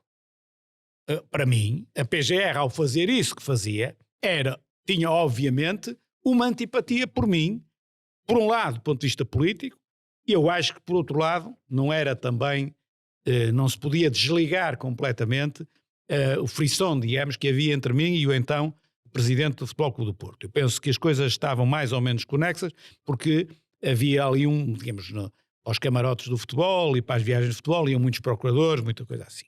Eu penso que era ali as duas coisas. Agora, ser arguido, se hoje ainda tem uma carga negativa... Há 20 e tal anos era pior, não tenho dúvidas nenhuma, as pessoas nem sabiam o que era ser arguido. Portanto, quando eu era constituído arguido, eu automaticamente já tinha pisado a linha de uma qualquer maneira em qualquer coisa, está a ver? Sim, tem que haver mais literacia nas escolas sobre isso. Hoje já há um bocado mais, não é? Mas qualquer pessoa pode fazer com que outra pessoa fique arguída, é fácil. Pode. Claro, sim. Evidentemente. E a sociedade não deve julgar esse momento. Evidentemente. Mas naquela altura não era assim. E, portanto, eles jogavam com isso e constituíram um arguido 7 ou 8 vezes. Por tudo e mais, as coisas mais disparatadas que se possa imaginar. Aliás, eu a primeira vez que fui constituído arguido fui com um advogado. E depois a segunda, nunca mais fui. 8 vezes arguido significa ir, sei lá, 20 ou 30 vezes lá, quer dizer, muitas vezes, não sei, não as contei, não é? Ao tribunal pode também não ser tudo na área penal, se na área administrativa, civil, etc. A verdade é que, na altura, procuravam incutir a ideia, este tipo não é sério. E agora estamos aqui os dois a falar, já passaram 20 anos, não é? E podiam não acreditar em mim, agora eu não tenho nada a ganhar nem a perder com isso. É mentira. Eu perdi muito tempo a pôr as coisas como deviam ser, do ponto de vista da seriedade, não só desta seriedade, mas fundamentalmente desta seriedade que estamos a falar. Ter as contas certas é sério também, não é? Também é uma questão de seriedade. Mas, e portanto, eu não acredito que eles não tivessem consciência que estavam a fazer aquilo à pessoa, eu diria errada, mas não, à pessoa certa, porque eles queriam justamente enlamear quem tinha esse tipo de atitude. Repito, hoje não tenho nada a ganhar nem a perder, portanto acho que as pessoas podem acreditar em mim, sério, era mais de 100% do meu tempo dedicado a isso, não é? E depois no fim era arguído quando outros, que eu percebia que não era exatamente assim, para não dizer pior, nunca o foram, por exemplo. Já e que este é o falou- estado das instituições em Portugal e da justiça já naquela altura. Este episódio tem o apoio da Matriz Auto. A Matriz Auto decidiu ser extremamente generosa e cometeu a loucura de oferecer 10% de desconto numa seleção de carros que eles têm. Eu sei que há muitos descontos e muitos cupons na internet de 10% para barritas de cereais, mas 10% num carro pode ser muita fruta, pode chegar aos milhares de euros. Se quiserem ter acesso a esse link especial, ele só é acessível pela link da descrição deste episódio ou no link da bio do Despolariza no Instagram. Obrigado, Matriz Auto, e vamos agora voltar para o episódio. Já que falou no Futebol Clube do Porto, eu queria falar um bocado sobre isso, porque houve aí algumas fricções e houve não festejar, não é? Não era não festejar nos aliados, a Câmara não festejar com o clube quando o clube vencia. Foi uma decisão sua? Há uma diferença entre o que se diz e o que foi. Ok, então vamos a isso. O que se diz é que eu fechei as portas da Câmara aos festejos do Futebol Clube do Porto. Quando o Porto ganhava um campeonato, okay? E então quando eu fui presidente da Câmara, o Porto ganhou tudo. O Porto, normalmente, ia à varanda da Câmara e, digamos assim, aquilo era um símbolo do poder do Porto, e em particular do presidente do Porto, sobre a cidade e sobre a Câmara. Um símbolo de poder. Porque verdadeiramente, dos poderes fáticos que existiam na cidade, e ainda hoje existem, não é? O Futebol Clube do Porto era aquele que era mais forte e teria mais força na minha leitura política até que a própria Câmara, não é? Não vale a pena agora estar a contar episódios, quem tem mais próximo da minha idade, lembra-se como era, muitos episódios da própria, digamos, da afronta à justiça, da afronta à política, da afronta à ordem pública, pronto. E depois aquilo era o símbolo, chegava ali e tomava conta daquilo. E então eu não fechei a porta aos festejos do Porto, mas fechei a porta para irem à varanda fazer isso. E então há um ano em que o Porto ganha o campeonato com uma vantagem muito grande. Portanto, imagine, ainda faltavam, por exemplo, 2 ou 3 jornadas, por exemplo, e o Porto já podia perder os jogos todos que era campeão na mesma. E a seguir a esse jogo, em que o Porto fica campeão mesmo, que eu acho que foi em Lisboa com o Sporting, mas não tenho bem a certeza, não foi no Porto, acho que foi. Eu, no dia seguinte, na segunda-feira, andei a entregar uma carta no Futebol Clube do Porto, convidando o Porto para ir na segunda-feira a seguir ao fim do campeonato. Portanto, imagine que estávamos no dia 1 de maio e o campeonato terminava no dia 27 de maio, no dia 26 de maio, e Sim. na segunda-feira 27 são recebidos no Salão Nobre da Câmara e temos uma sessão evocativa da vitória do Porto. Ora, como perceberá, há uma diferença muito grande entre virem a correr do estádio e acabaram de ganhar o jogo, põem-se em frente à Câmara e tomam conta da varanda, ou depois, com calma, na segunda-feira, não tem o mesmo efeito. Pronto. E, portanto, era esse efeito que eu queria esbater. Ou seja, eu respeito, nem é solidário, aqui não é uma questão de solidariedade, respeito a instituição Porto, respeito os títulos que ganha, tenho consciência que é, em termos desportivos, a maior instituição da cidade, que o grosso da cidade fica contente, merece festejar, a Câmara abre a porta e faz isso, mas com esta solenidade mínima. Pronto. O presidente do Porto percebeu isso e mandou a carta para trás, recusou-se a receber a carta, era volta de 5 da tarde, uma coisa assim. E chega ao estafeta e diz, cheguei lá, entreguei a carta e foi lá dentro a senhora, ou lá quem era, e voltou e entregou a carta. Eu fiquei assim a olhar, ainda relativamente ingênuo. Portanto, isto deviam ser, entretanto, 6 horas ou coisa assim. Às 8 horas tinha o presidente do Porto, em direto, num telejornal, a insultar-me, a dizer que eu tinha fechado as portas e isto e aquilo e aquilo e aquilo outro. E eu que na altura, eu tinha experiência política, mas manha tinha pouca, ainda hoje não tenho muita, manha tinha muito pouca, fui, desculpe-me o termo, comido, não é? E aquilo é que marcou, portanto, aquele comício a abrir os telejornais, ou o telejornal, porque foi em direto a um deles, é que marcou o fecho da porta. Mas verdadeiramente não foi assim, não é verdade, não é? Deve ter sido muito duro para si, porque é uma cidade como tinha dito, as pessoas identificam-se mais com o clube do que com a Câmara, não é? É uma identidade mais forte no seu dia-a-dia. Certo. E ter o líder disso a dizer mal de si, a dizer que não estava com eles, deve ter sido um grande ataque à sua reputação e popularidade. Claro, por isso é que se me fizer a pergunta das eleições todas que eu disputei na vida, portanto eu perdi as duas legislativas, e as outras que disputei diretamente, ganhei-as todas, desde a Associação de Estudantes, Câmara, internas no partido e não sei o quê. E se me disser, essas todas que ganhaste, qual aquela que tu atribuis mais valor? É a minha segunda vitória na Câmara. Portanto, eu sou eleito em 2001 e reeleito em 2005 com maioria absoluta. Aquela que eu dou mais valor, desde a Associação de Estudantes à liderança do partido, é a segunda na Câmara. Porque os primeiros 4 anos foram marcados por essa luta. E 4 anos não dá tempo para fazer uma grande obra. E, portanto, eu fui às eleições de 2005 não com uma obra material, porque essa era curta, tinha alguma, mas era curta, fui com uma obra imaterial, ou seja, com uma postura política, com uma forma de estar, com uma independência relativamente aos poderes fáticos da sociedade, que agora falei no Porto, mas podia falar nos que se chamam os agentes da cultura, que criam os subsídios que eu fui cortando, os empreiteiros que faziam essas obras e que eu passei a cortar, os jornais, a comunicação social, não é toda contra mim, é local, portanto fui contra os poderes fáticos, ou seja, qualquer livro de ciência política deve dizer que eu perdi aquela eleição de certeza e deve poder continuar a dizer, porque aquilo, quando muito é um episódio, uma exceção confirma a regra. Mas a verdade é que para mim essa foi a grande vitória, não é? Porque quem era o outro candidato? Nessa foi o Francisco Assis. Em 2005 foi Francisco Assis. E o Pizarro, em número 2, que agora é o candidato do Partido Socialista, vai ser o candidato do Partido Socialista.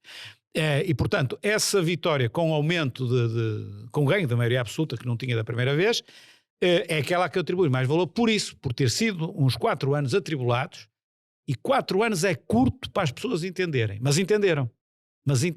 Foi fantástico isso aí, realmente. Depois, quando eu ganhei em 2009, já tinha muita obra feita. Aí já é uma vitória normal de quem tem uma obra para mostrar na cidade. Agora, nos primeiros 4 anos, normalmente, só não é reeleito quem é muito bom ou quem é muito mau. Portanto, um autarca faz 4 anos. Se é muito mau, pode perder. Se for mau, não. Mas se for muito mau. Mas se for muito bom, se for bom também não perde. Mas muito bom, pode perder. Porquê? Porque normalmente há situações enquistadas no poder, não é? Já havia naquela altura, hoje ainda mais. E, portanto, se um tipo for bom e for honesto do ponto de vista político, ele vai defender o interesse público. Ao defender o interesse público, vai pôr interesses setoriais em questão, interesses corporativos em questão. Sim. E, portanto, aquilo que manda a tática política é: ponho este e este em questão, não ponho mais nada porque não posso fazer tudo ao mesmo tempo. Isto é o que manda. Era se calhar o que eu faria hoje, com mais experiência do que tinha na altura. Mas na altura eu não. Quer dizer, eu não transigi nada e abri a frente de batalha onde ela tinha de ser aberta. Em todo o lado onde ela tinha de ser aberta. É uma atitude de grande honestidade, mas é uma atitude perigosíssima e quase de kamikaze. E por acaso saiu bem. Mas eu não aconselho a fazerem isso, apesar de comigo ter saído bem, e portanto se não aconselho ninguém a fazer, também não me aconselho a mim a voltar a repetir isso, seja onde for, não é? Está a ver? Sim. Fiquei curioso sobre essa componente simbólica da varanda. Então, os jogadores e os treinadores irem para a varanda, para si, simbolicamente, era ir longe demais, era pôr o clube num lugar onde se calhar ele não devia estar. Depende. Vamos lá ver uma coisa. Depende. Um homem é ele e as suas circunstâncias, e a política também é ela e as suas circunstâncias. Eu não era presidente da Câmara, claro que vou dar um exemplo, vão dizer, claro, és do Boa Vista e tal. Mas, por exemplo, o Boa Vista ganhou o campeonato em 2001, eu ainda não era presidente da Câmara, só fui em 2002. Provavelmente foi à varanda, não sei, já não me lembro se o Boa Vista foi à varanda ou não foi à varanda. Mas se eu fosse presidente da Câmara, tinha alguma coisa contra o Boa Vista ir à varanda? Não, mas não é por ser do Boa Vista, que a mediocridade é imensa e as pessoas se calhar nem acreditam no que eu estou a dizer, mas enfim, olha, é o pensamento mesmo. Porque o Boa Vista não era, nem é, muito menos agora, um contrapoder na cidade. Está a ver? O Salgueiros ganhava a Taça de Portugal, na altura. Não era um contrapoder, não tinha problema nenhum. Não é? Em Lisboa, o Atlético ou o Belenenses ganham. Não vejo problema nenhum. Agora, quando são os maiores, e particularmente, nem sempre é assim, quando esse maior tem uma ascendência, uma força política muito grande, ao ponto de condicionar as decisões políticas, como era no Porto, cidade do Porto, nessa altura, aí eu já acho que isso tem de ser esbatido. Está a ver? Em nome da democracia e da independência, não é? Sim, portanto, o povo não vota no presidente do futebol. pois O não, povo vota na aí Câmara. votam os sócios. Portanto, estamos a falar do futebol. Podemos falar de outra coisa qualquer que em cada momento possa existir. Portanto, isto tem a ver com a conjuntura e o momento histórico em que se vive. Naquela altura, não te esqueça que aquilo que dividiu foi as obras do Euro 2004, que eram as obras que aquilo era tudo ilegal sob todos os pontos de vista. Tudo estava ilegal. Tudo. Aliás, Os as obras estádios começaram... todos? Não, estou a falar aqui no Porto. Mas os outros também já devia ser. Nos outros também devia ser, provavelmente, já não me lembro agora. Tudo ilegal. As obras começaram sem licença, as obras elas próprias, os projetos não estavam licenciados. Uma confusão, a dada altura o Presidente do Porto parou as obras do estádio, não é? E o país levanta-se, que eu estou a boicotar. Foi ele que parou. Mas elas nunca deviam ter começado, não estavam licenciadas sequer, não é? E estavam a construir um terreno onde não podia, nada, aquilo era tudo 31 de boca e tinha a ver com o quê? Com a força que o futebol tinha. No Porto, o Porto, mas depois também no Nacional, porque o Euro 2004, na altura, não se lembrará, não é? O Euro 2004 era uma daquelas coisas Eu trabalhei no Dragão, no Euro 2004, pronto. a vender Santos. Portanto, o Euro 2004, em termos políticos, era, digamos, a seguir à descoberta do caminho marítimo para a Índia, a coisa mais relevante da história de Portugal. Eu lembro de haver pessoas que queriam abrir um hotel, construir hotéis no Porto rapidamente para o Euro 2004. E eu disse, pá, ou sou eu que estou maluco, ou que é que... Abrir um hotel para o Euro 2004? Quer dizer, o Euro 2004 tem 3 ou 4 jogos no Porto e abrem um hotel e depois, quer dizer, um disparate. Aliás, como eu também estava contra a construção de 10 estádios na altura. E, portanto, tudo isso eu disse, tudo isso eu fiz. Portanto, eu tinha o establishment todo contra mim. Depois, de certa forma, até em Lisboa também, não é? Porque se eu criticava construírem 10 estádios, não é? Aí também já jogava... Portanto, como é que eu lhe ia dizer? Toda esta sinceridade, toda esta razão antes de tempo, digamos assim, criaram um clima muito difícil nesse primeiro mandato. Mas também foi uma marca, também perceberam como eu sou, não é? Sim, e acho que eu sou portista e acho que é possível uma pessoa ser portista, mas reconhecer que, além de ser portista, também ser portuense e ter essas duas identidades e pensar que, não, a minha identidade como portista é uma coisa, a minha identidade como portuense é outra, e quando eu vou votar no Presidente da Câmara é para a minha cidade, e isso de alguma forma deve estar acima do clube, não é? Foi isso que os portuenses perceberam em 2005. Talvez, e isso é uma medalha de ouro que o povo do Porto pode ostentar, porque soube fazer essa separação. Nem todos, há gente, pá, desculpa, tem alguns garunhos que, quer dizer, ainda hoje me insultam e não sei o quê. Mas isso são, enfim, a parte mais baixinha de tudo isto. O grosso da população do Porto percebeu isso, porque de certeza que para eu ter maioria absoluta, muitos adeptos e sócios do Porto votaram em mim, como é lógico, percebendo a separação. Então uma última pergunta sobre o Futebol Clube do Porto, mas estou curioso, se fosse hoje em dia, com o poderio ou não que o Futebol Clube do Porto ainda tem ou não tem, deixaria celebrar na varanda? Sim, deixava. Deixava por duas razões. Uma primeira que não é tão relevante assim, mas há uma distinção entre a forma de atuar do presidente da altura e do presidente atual. Também conta. E depois, hoje, manifestamente, o Porto não pretende mandar na política da cidade. E, portanto, a partir daí, não fica naquela situação que eu há bocado dizia, se fosse Boa Vista, ou Salgueiros, não é?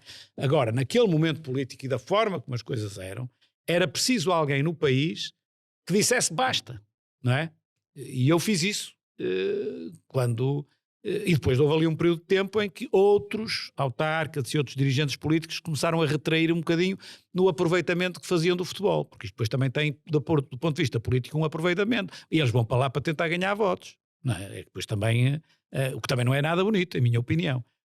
Entretanto, os anos passaram, já vai 20 e muitos anos, e já começa a haver outra vez alguns aproveitamentos, não é? Não tanto como foi no passado, mas alguns também. Uma das críticas ao seu os terrenos que se davam aos clubes de futebol e o que ofereciam-se. Por amor de Deus. Quer dizer, era aí que se via depois o impacto e a força do futebol perante políticos que se agachavam perante o futebol. Era isto. Uma das críticas aos seus tempos aqui na Câmara do Porto é precisamente, já falou disso, o desinvestimento na cultura. Sim. Porquê é que tomou essas decisões? Não há desinvestimento, não houve nenhum desinvestimento na cultura. Pronto, não vou dizer bem pelo contrário, no sentido de que passou a ser muito mais, também não é verdade, mas não houve desinvestimento. É uma política cultural completamente diferente. E, portanto, aquilo que eu cortei fortemente foram aqueles subsídios que se davam para espetáculos ou organizações sem público. Está a ver? E, portanto, havia uma ideia que é assim: eu faço um espetáculo. Se o espetáculo tem público, é comercial. Se o espetáculo não tem público, é cultura. E, portanto, como eu, quando os espetáculos não tinham público, ou tinham fraquíssimo público, eu ia cortando os subsídios, eu era contra a cultura. A verdade é que, entretanto, em paralelo, havia outras coisas que essas sim tinham impacto público. Aquilo que mais me criticam, porque é o que mais marcou, foi quando nós cedemos o Teatro Rivoli ao Filipe Laféria, não é? A verdade é que o Filipe Laféria tem público. O Filipe Laféria tinha taxas de ocupação de 80 e tal, 90% de média, não é? E recebia fundos públicos? Recebia apoios públicos? Não. Portanto, era totalmente privado? Era assim. O Rivoli era um teatro, e é um teatro municipal. Não, as produções de Filipe Laféria. As produções é privadíssimo, não é? O que é que nós dávamos? Se eu bem me recordo, nós dávamos a segurança, a limpeza, acho que dávamos a segurança e a limpeza e recebíamos 5 ou 10% da bilheteira. Portanto, vamos lá ver uma coisa. No fim perdíamos dinheiro. Ou seja, o que pagávamos era um pouco superior àquilo que era a percentagem de bilheteira que recebíamos. Investiam na cultura, no fundo. Mas o que é que nós queríamos? Tem de se situar na época. Na época, a Baixa do Porto era completamente abandonada. Nós estávamos a iniciar a reabilitação da Baixa. E, portanto, eu precisava de âncoras na Baixa que levassem lá pessoas que, por sua vez, fizessem procura e dinamizassem aquelas lojas. Portanto, eu ter o Teatro Rivoli com taxas de ocupações daquelas todos os dias, não é? Pronto. Às vezes 100%, outras vezes vinha para 80%, dava a média de 90%, não é? Para mim era vital em termos estratégicos. E teria sido vital também se eu tivesse conseguido fazer, que depois não consegui, fazer uma união entre o Carlos Alberto, o Rivoli, o Sá da Bandeira e o Coliseu. Que então é que eu consegui um polo cultural ali que levava as pessoas à Baixa, como já foi no passado, há muitos, muitos anos, e permitia o renascer da Baixa, ajudava no renascer da Baixa, porque não podia ser só construção civil e reabilitação. Portanto, aquilo tinha um sentido estratégico também, e por um preço reduzidíssimo, não é? Porque, como digo, esse desequilíbrio era pequeno. Era tão pequeno que o Filipe Laféria, que faz produções brutais, não é? E muito caras, não é? Tinha dificuldade em conseguir fazer no mercado do Porto. Consegue fazer no mercado em Lisboa porque é mais pujante. O mercado no Porto é mais débil, não é? Mais pequeno e mais débil do ponto de vista financeiro, e por isso, passado alguns anos, já não me lembro quando, ele teve de sair porque não conseguia rendibilizar. Está a ver? Apesar dessa ajuda que a Câmara dava, não é? Eu lembro-me, eu apanhei e foi essa pena, fase. foi muita pena, não é? Sim.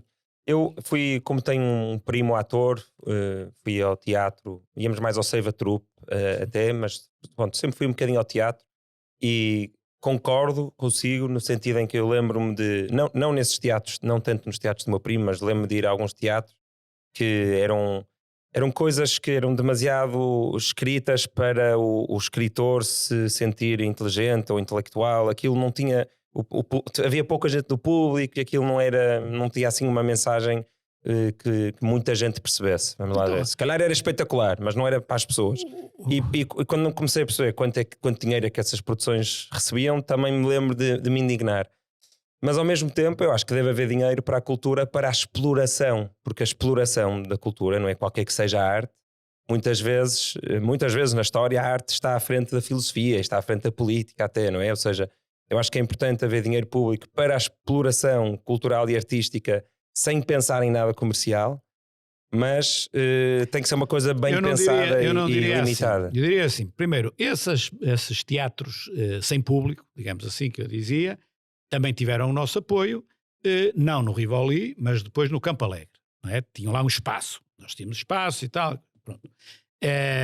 E depois, enfim, a gestão dos apoios que nós dávamos era uma coisa deste género. Um projeto é apresentado.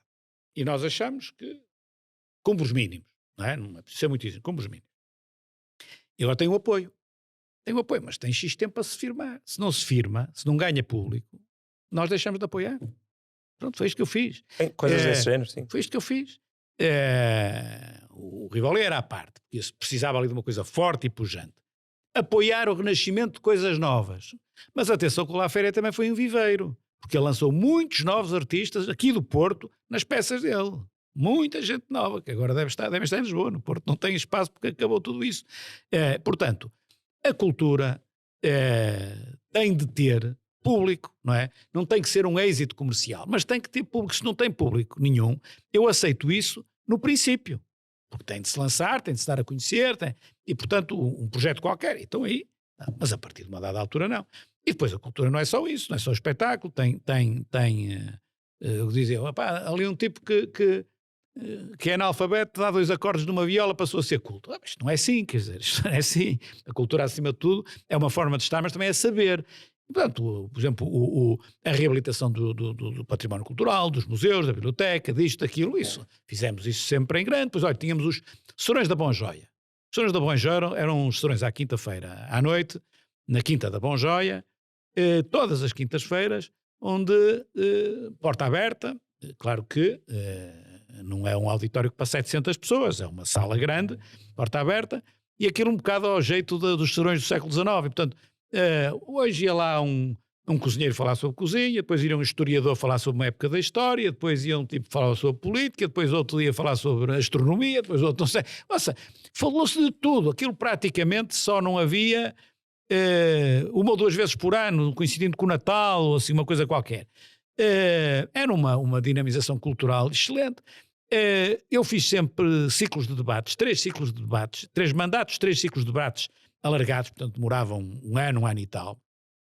O primeiro foi sobre os, provavelmente, 30 anos de 25 de Abril, não era, portanto, na altura devia ser sobre os 30 anos de 25 de Abril, ou 20 anos ou 30 anos, tinha de fazer as coisas. 30. Depois a seguir foi sobre a regionalização, sim ou não, e depois foram os grandes debates do regime, os grandes temas.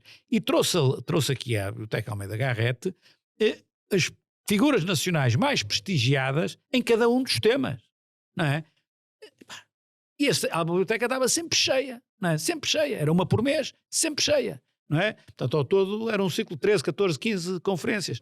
Quer dizer, é isto, também pagava, porque o convidado tinha de pagar a viagem, o almoço, pois está bem, mas isso não é dinheiro, não é? Como é lógico, isso não é dinheiro. Já ouvi, agora vamos passar, chega da cidade do Porto, vamos passar aqui para o panorama nacional. Eu já ouvi falar sobre a maçonaria e como alguém que já esteve na elite política, não é? Como líder de um dos maiores partidos, gostava mesmo de saber a sua opinião sobre os indícios que já viu ou já sentiu e qual é a sua opinião sobre isso, mesmo que não tenha não é, evidência super concreta. O que é que se sentiu sobre isso? Evidência super concreta só tem quem está lá dentro depois da porta fechar, não é? Mas vamos lá ver uma coisa. Eu digamos, não é aceito, direi quase que até concordo com a maçonaria e com o seu secretismo em momentos de ditadura. Portanto, no tempo do Estado Novo, em que não podia haver associações, partidos, associações políticas, partidos, etc., à luz do dia, as pessoas não tinham outro remédio que não fazê-lo de forma secreta. E se, em vez de ser um partido na clandestinidade, como era, por exemplo, o PCP, era uma instituição como a maçonaria que professa determinados ideais e tem de os defender desta forma,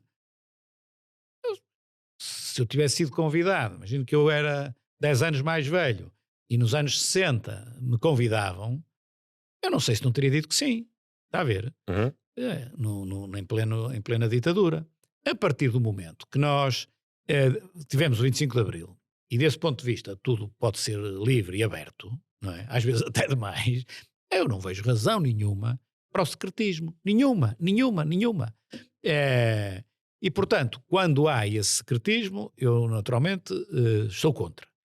E por isso fizemos uma lei que obriga os deputados, ministros, primeiros-ministros, a dizerem que pertencem, se pertencerem. Claro que nenhum cumpriu isso.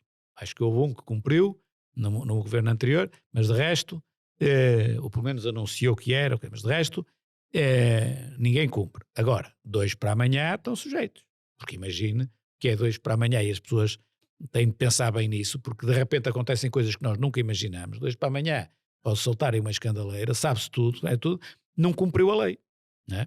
Não cumpriu a lei. Bom, mas cumprir, acho que ninguém cumpre. Não querem dizer. Porque é que não querem dizer? Alguns dizem, há pessoas que assumem que são da maçonaria e pronto, tudo bem, não é? O que é que eu noto? Noto naturalmente, muitas vezes uma pessoa muitas vezes faz-se de palermas, faz-se de burro, faz que não entende, mas entendo, não é? Não entendo tudo, como é lá, há coisas que não entendo e há coisas em que sou efetivamente enganado, posso estar com alguém que é e eu nem sonho. Claro, de certeza que me aconteceu muitas vezes. Mas o contrário também acontece muitas vezes. Eu sei que ele não sonha, não é? Mas eu estou a disfarçar bem. E depois, até fiz a pergunta sobre maçonaria para parecer que não sou. Não tem muito esse estilo. Não tem muito esse estilo. Há pessoas que a gente olha e não têm esse estilo. Manifestamente não são os mais espertos. Não dá para... Os que disfarçam melhor. Disfarçam melhor. E, portanto, depois nota-se nas nomeações de pessoas, nos favores que fazem, nas companhias que têm, e começamos a notar, juntar 2 mais 2 igual a 4, depois junta mais 2 dá 6, depois, pronto, e é claro. Depois há aqueles que estão mais ativos, que agora estão menos ativos. Eu lembro-me de um que, olha, que é membro do atual governo, que disse a um amigo meu, que dá uma entrevista, aqui há uns anos atrás, a dizer que não era. E eu estou com um amigo meu que me diz, olha, este tipo a dizer que não é, quando foi ele que me veio convidar para a maçonaria. Eu não aceitei, mas ele é que me veio convidar para a maçonaria. Portanto, veja a lata, o tipo que tinha convidado esse meu amigo para a maçonaria, não é? A dar uma entrevista, a dizer que não era. Então acredita que às vezes a maçonaria poderá influenciar decisões políticas dentro dos partidos, Claro. ou mesmo dentro dos governos? Claro. Percentagem... E depois há uma coisa diferente, que é uma coisa na maçonaria, o GOL, o Grande Oriente Lusitano, que é muito mais antigo, e tem, enfim, pessoas, é mais ligado ao PS, não é? E depois tem a denominada regular, que é mais ligada ao PSD, gente muito mais nova. Na maçonaria mais antiga, o próprio Dom Pedro IV foi o grão-mestre, não é? No século XIX. Percebe-se alguns valores e percebe-se alguma coerência das pessoas que são, e às vezes também se percebe alguma incoerência, mas há ali uma firmeza em torno de valores um bocadinho mais forte. Nesta mais recente, eu tenho muita dificuldade em perceber quais são os valores, não vejo valores nenhuns, vejo só praticamente ajudas mútuas e tráficos de influência, não é? Quer dizer, e desenrasca este naquilo, desenrasca aquele naquilo, desenrasca aí aquela solidariedade que depois, admito eu, pode extravasar ainda para coisas piores do que meramente colocar a nossa teia de poder. No fundo é isso, é ter uma teia de poder, porque eu coloquei aquele ali, portanto se eu precisar de alguma coisa ali é um telefonema, e depois se da colar tem um telefonema para o outro, ou então tem um telefonema para este, conhece alguém que não sei o quê. É isto, não é? Eu acho péssimo, sinceramente, não acho. Agora, é outra das que eu, como líder do PSD, não devia, tanto dia que fiz, mas quer dizer, não devia ter afrontado, porque tenho consciência que é uma organização que tem um poder brutal dentro do PSD, designadamente, naquela altura, daqueles que se me opunham, não é? Que era uma das razões também, porque se me opunham, não é? Portanto, eu não pertencer a isso. E, portanto, sei o suficiente para perceber muita coisa, ando longe de perceber tudo. E interesses económicos, famílias portuguesas com muito dinheiro ou até bancos, havia assim, sentiu em toda a sua carreira política momentos em que, ok, isto é o grande capital aqui a influenciar? Bancos, quando eu trabalhava no BCP era Opus Dei, isso toda a gente sabe, não era a maçonaria, era ao contrário, era Opus Dei. Quando lá passei, porque eu estive no BCP, praticamente na fundação do BCP, entrei uns meses depois do banco abrir. E nessa altura a Opus Dei tinha uma força brutal. A maçonaria não. No BCP ou em todos os bancos? BCP. Nos outros bancos, agora puxando para trás, não estou assim a ver. Quer dizer, Ok. há de haver pessoas. Isso não tem problema nenhum que esteja pessoas da Opus ou da maçonaria, isso não tem problema nenhum. Isso é, quando dominam é que as coisas são piores. Exatamente. De resto, não tem problema nenhum, cada um é como é. Eu acho que tem peso na magistratura, tem peso na área da saúde, tem peso na política e nos partidos, neste momento mais até no PSD do que no PS, é a minha opinião. Uma ramificação ou outra pouca no CDS, neste momento até não sei se tem algum peso, mas houve momentos em que tinha um bocadinho, vale a pena estar a dizer nomes. Mas eram mais empresas ou famílias? Não, eu famílias, vamos lá ver. Às vezes é a mesma coisa. Famílias ligo mais à Opus Ok. do que à maçonaria. Empresas, olha, neste momento não estou assim recordado, mas Não precisa havia dizer. algumas, mas quer dizer, não tenho o engenheiro Belmiro de Azevedo, o Sr. América Amorim, então não tenho nada por aí, não é? Então, acho que há pessoas livres e independentes, não é? É. Por exemplo, para pegar nos dois maiores empresários, Sim, de certa forma, da minha época, não é? Quer dizer, Sim, já sim. morreram, podiam ser quase meus pais, ou quase, mas são da minha época, não é? Quando andava nas empresas, eles eram os homens fortes, não é? Aliás, o Sr. América Amorim era de longe o maior acionista do banco quando eu lá trabalhei, do BCP. Mas não era da Opus, ele. Os partidos acabam por ter uma cultura, não é? E essa cultura manifesta-se de muitas maneiras. Quais é que diria que são as maiores diferenças culturais entre o PS e o PSD? Vamos lá ver. Vamos em termos práticos, porque se formos em termos teóricos, a coisa não é exatamente a mesma coisa. Não, em termos práticos, Em termos interessa-me mais. práticos, eu diria assim. O PS é mais estatista, portanto, recorre mais ao Estado para resolver os problemas, recorre mais a fundos públicos para resolver os problemas, mas também recorre a fundos públicos para disfarçar os problemas. E aqui é igual ao PSD. O PSD também recorre a fundos públicos para disfarçar os problemas. Quando não tem solução, atira também com dinheiro. O PS faz isso muito mais do que o PSD, mas também faz isso acreditando que resolve. O PSD, quando faz isso, normalmente é por essa razão, porque é menos estatista e defende muito mais a iniciativa privada e a liberdade, digamos assim, de cada cidadão individualmente. Marcadamente, o PSD mete menos Estado na economia e menos Estado na sociedade do que o PS, sendo que ambos pecam por meterem, muitas vezes, Estado onde não deviam meter, sabendo que não deviam meter. Para disfarçar problemas. Para disfarçar, pega num balde de dinheiro, há aí um problema qualquer, não é? Que está a dar brada, a abrir telejornais. No instante vem um ministro qualquer com um balde de dinheiro e despeja o dinheiro em cima do problema. Isto é mais próprio do PS do que do PSD, mas infelizmente o PSD também faz. E devo dizer que outros partidos também fazem. Agora perguntou-me só PS e PSD, isso é um tico que outros partidos também fazem. Olha, falámos da Câmara de Porto, era o que eu não fazia na Câmara de Porto. E tinha muita gente contra, porque não fazia aquilo que o mainstreaming faz, que a cultura política manda fazer. Mas eu é que não concordo com isso. E, portanto, por exemplo, repare, eu estou convencido que o Serviço Nacional de Saúde, para pegar numa das coisas que pior funciona em Portugal, o que mais se tem degradado, mesmo assim funciona bem melhor que a Justiça, mas durante muitos anos, não é? A questão da saúde é resolvida com baldes de dinheiro para cima do Serviço Nacional de Saúde. E cada vez está pior. Portanto, não é essa a solução. Eu acho que se houvesse uma reforma financeira ou administrativa do SNS, difícil de fazer seguramente, mas se houvesse, nós íamos poupar muito dinheiro em desperdício. Está a ver? Muito dinheiro em desperdício, de certeza absoluta. E qual é a dificuldade? É o despedimento? É a falta de capacidade do centro conseguir fazer um plano a 20 anos? Uma dificuldade transversal a todos os problemas estruturais que o país tem é um poder político fraco e poderes setoriais, corporativos, individuais, fortes. Os poderes fáticos da sociedade ocuparam um vazio político que é dado, que foi originado por um poder político fraco, cada vez mais fraco. O que é que eu quero dizer com poder político fraco? Quando tem muito menos pessoas interessadas na política e na atividade política, o recrutamento que faz é de menor qualidade, como é lógico, não é? Portanto, se tenho aqui 5.000 pessoas, ativistas políticos, para escolher 10 para qualquer coisa, sai-lhe uma dada qualidade. Tenho 100 para escolher 10, a qualidade sai pior. Quer dizer, pode sair bem, como a mim pode sair o Euromilhões, que hoje são 240 milhões, veja bem, pode sair, não é?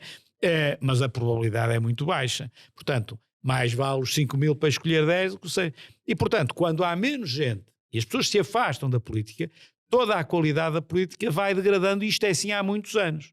Chega a um patamar, e já passou esse patamar, em que a degradação já está tão baixa que ela própria já a chama degradação. E ainda que as pessoas entrem todas para a política, a degradação já tomou conta da situação e já há dificuldade em deixar entrar quem tem mais valor. Fiz-me entender no raciocínio? Sim, ou seja, o patamar qualitativo já vem tão cá em baixo que aqueles que não querem entrar, menos querem entrar, mas se de repente quisessem, não tenham como entrar, está tudo enquistado. E estamos muito nesse patamar. E, portanto, o poder político é fraco e desacreditado porque o poder político evoluiu para uma situação destas, não é? E piorou muito nos últimos 10 anos, ou foi nos 10 anos anteriores? Quando é que houve assim uma grande queda da qualidade dos políticos, para si? Para mim, naquilo que conheço melhor, que é o meu partido, a degradação do partido começa nos anos 90. E depois foi andando. Há momentos em que se travou mais, momentos em que caiu mais. Portanto, não é uma reta, é uma linha a caminho da degradação, mas é uma linha com curvas, não é? Portanto, percebe? Mas sempre a degradar, olhando a 10 anos, sempre a degradar mais. Pode ter 4 ou 5 que não foi assim, mas depois, está a ver? Pronto. E no Partido Socialista também é a mesma degradação. Agora não sei se começou exatamente mais nos anos 90, se não mais tarde ou mais cedo, mas essa pergunta tanto pode fazer a mim como a qualquer cidadão que observa e diz quando é que isto começou a degradar mais. E portanto, esse poder político de qualidade menor, e com isto eu não quero dizer que não há gente de qualidade na política, há gente de qualidade na política. Concordo. Agora, a quantidade de pessoas de qualidade na política é hoje muito menor do que era há 20 anos atrás, ou há 30 anos atrás, ou há 40 anos atrás. Mas há pessoas de qualidade na mesma. Pode encontrar hoje na política uma pessoa de qualidade muito superior à média de há 30 anos. Isso pode. Só que são poucos, comparado com aquilo que era antigamente. E, portanto, essa falta de qualidade leva também a soluções mais imediatistas. Porque quando quer tomar uma decisão na política mais estruturada e de mais longo prazo, ou seja, eu quero resolver isto, não quero parar a polémica, eu quero resolver o problema a sério de uma maneira estruturada. Isto exige um poder político forte e de qualidade, porque vai ter de fazer um embate terrível com os poderes instalados, que cada vez são maiores, que não querem isso. Querem que mude apenas o suficiente para as coisas continuarem na mesma. Parecer que muda. Porque se parecer que muda, eles apoiam. Quando eles não apoiam, é porque está lá a tocar. Há exceções, mas em princípio está lá a tocar. E, portanto, as reformas não se fazem e os problemas arrastam-se porque não há um poder político. Desde logo, a própria qualidade tem a ver com a coerência e as convicções. Se eu não tenho qualidade, não tenho convicções e não tenho coerência. Se eu não tenho convicções nem coerência, como é que eu vou enfrentar um problema estrutural? Quando do outro lado tem os que têm a convicção e a coerência de querer defender o seu status, aquilo que está ali. Está a ver? Portanto, para reformar estruturalmente setores que necessitam de ser reformados, tem de ter força, convicção e capacidade para poder mexer nas coisas com a profundeza necessária contra aqueles que, ao longo dos anos, usufruem do enquistamento. Percebe? Mas para isso acontecer também é preciso, à partida, o PS e o PSD fazerem um acordo, não é? De, olha, vamos reestruturar o SNS, por exemplo, e isto é um plano a 20 anos. Independentemente de quem estiver no poder, vamos comprometer aqui hoje a fazer isto. Para isso acontecer, isso obrigava a que houvesse um poder político forte e de qualidade no PS e no PSD. São pessoas competentes ou mais sérias? Mais competentes, mais convictas, e depois, quando são competentes e convictas, estão a um passinho da seriedade, já quase que são sérias também, não é? Já não é possível não ser sério quase sendo assim. E tem de ter força. A verdade é que isso não existe. Então, repare, o que é que eu tentei, tão atacado, não é? O que é que eu tentei quando fui líder da oposição?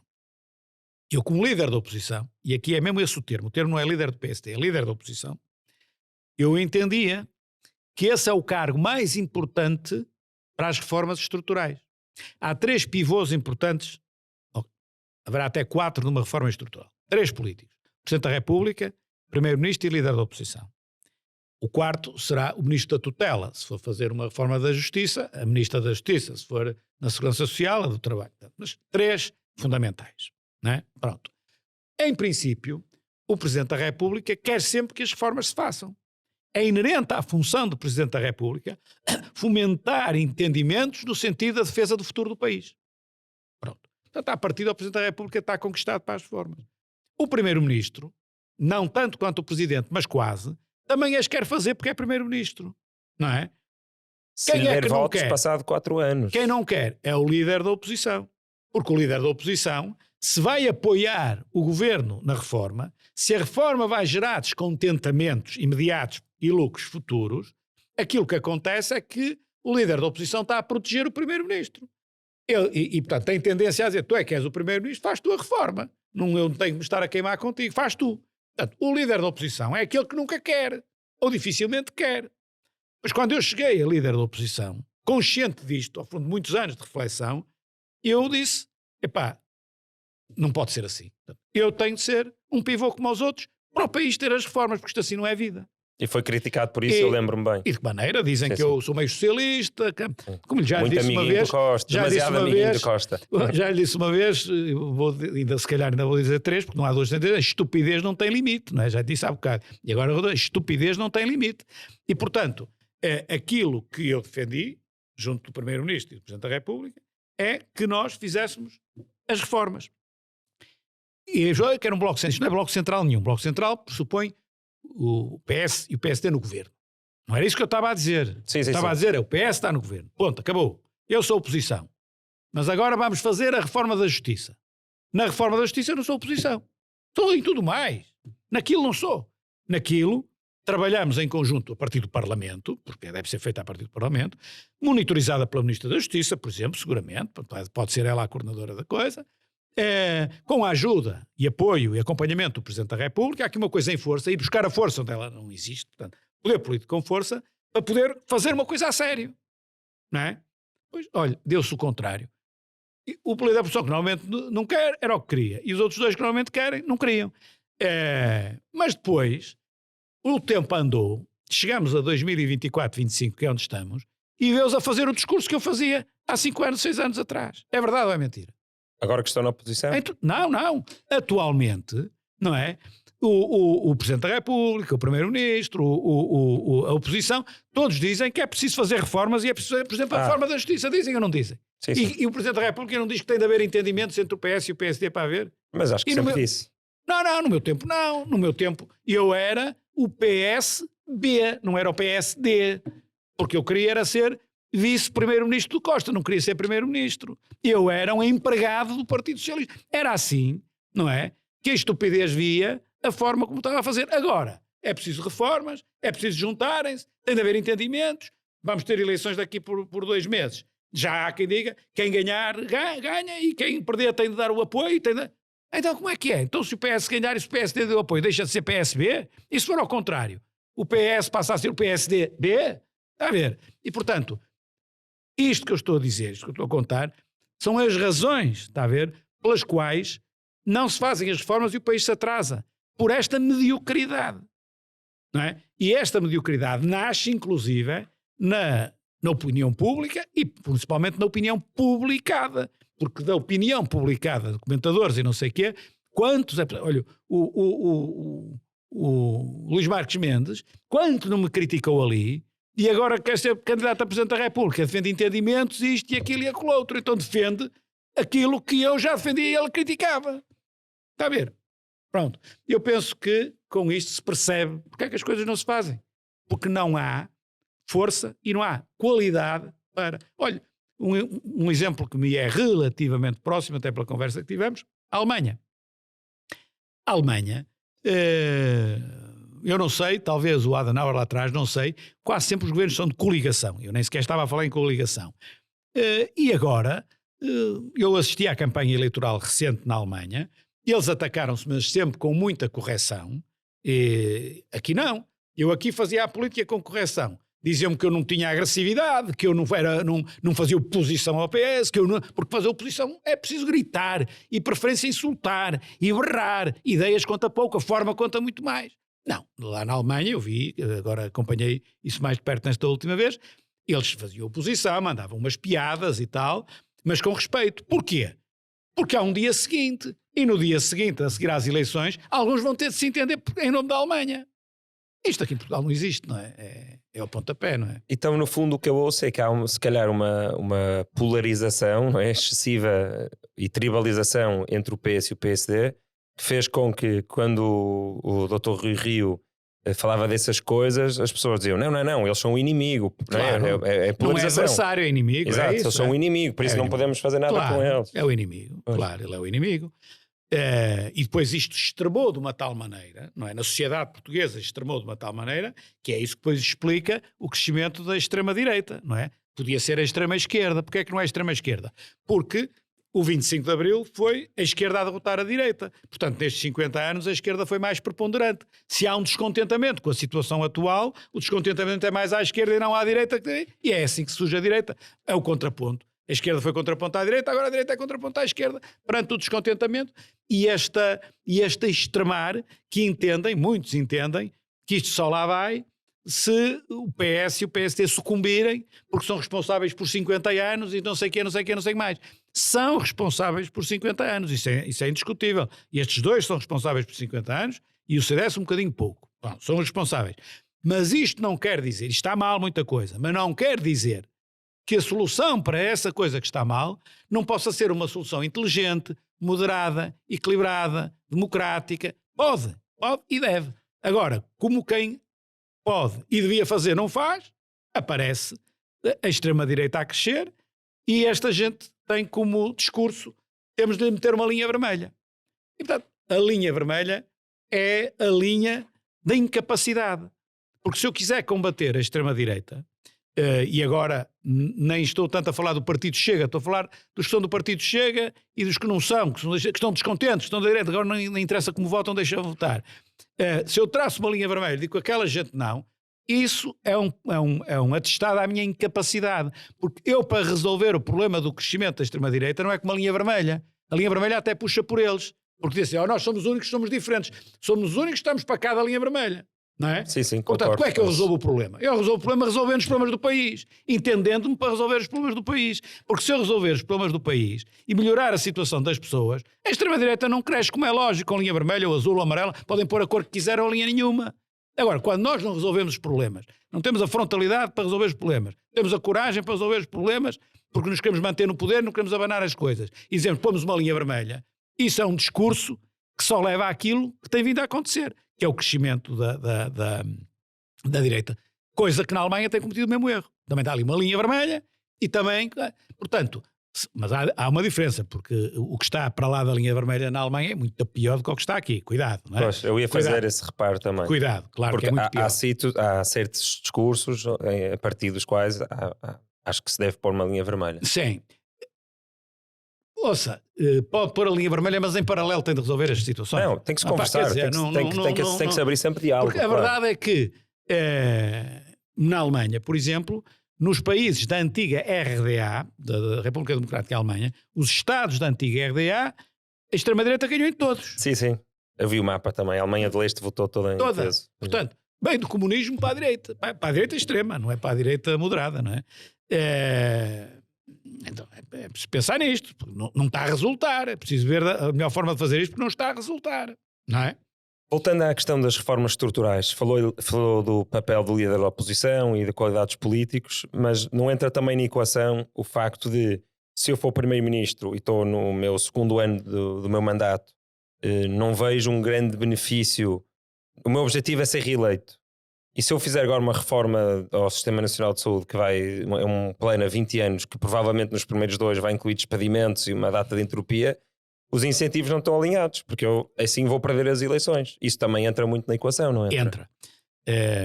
Entra. E por essa ordem de ideias também, se os autarcas pensassem só assim, não faziam a rede de saneamento. Mas, não é? Está enterrada e demora muitos anos. Agora, isso é verdade. E no fim da linha, tudo isto que eu estou a dizer, quem está na política tem parâmetros da equação que pode mexer neles e variar.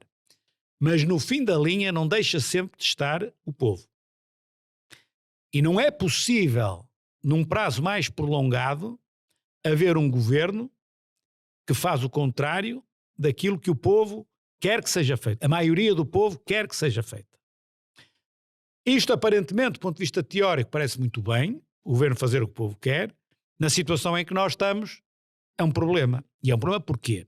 Porque o povo hoje olha para o voto de uma forma muito diferente do que fazia há 40 ou há 50 anos atrás.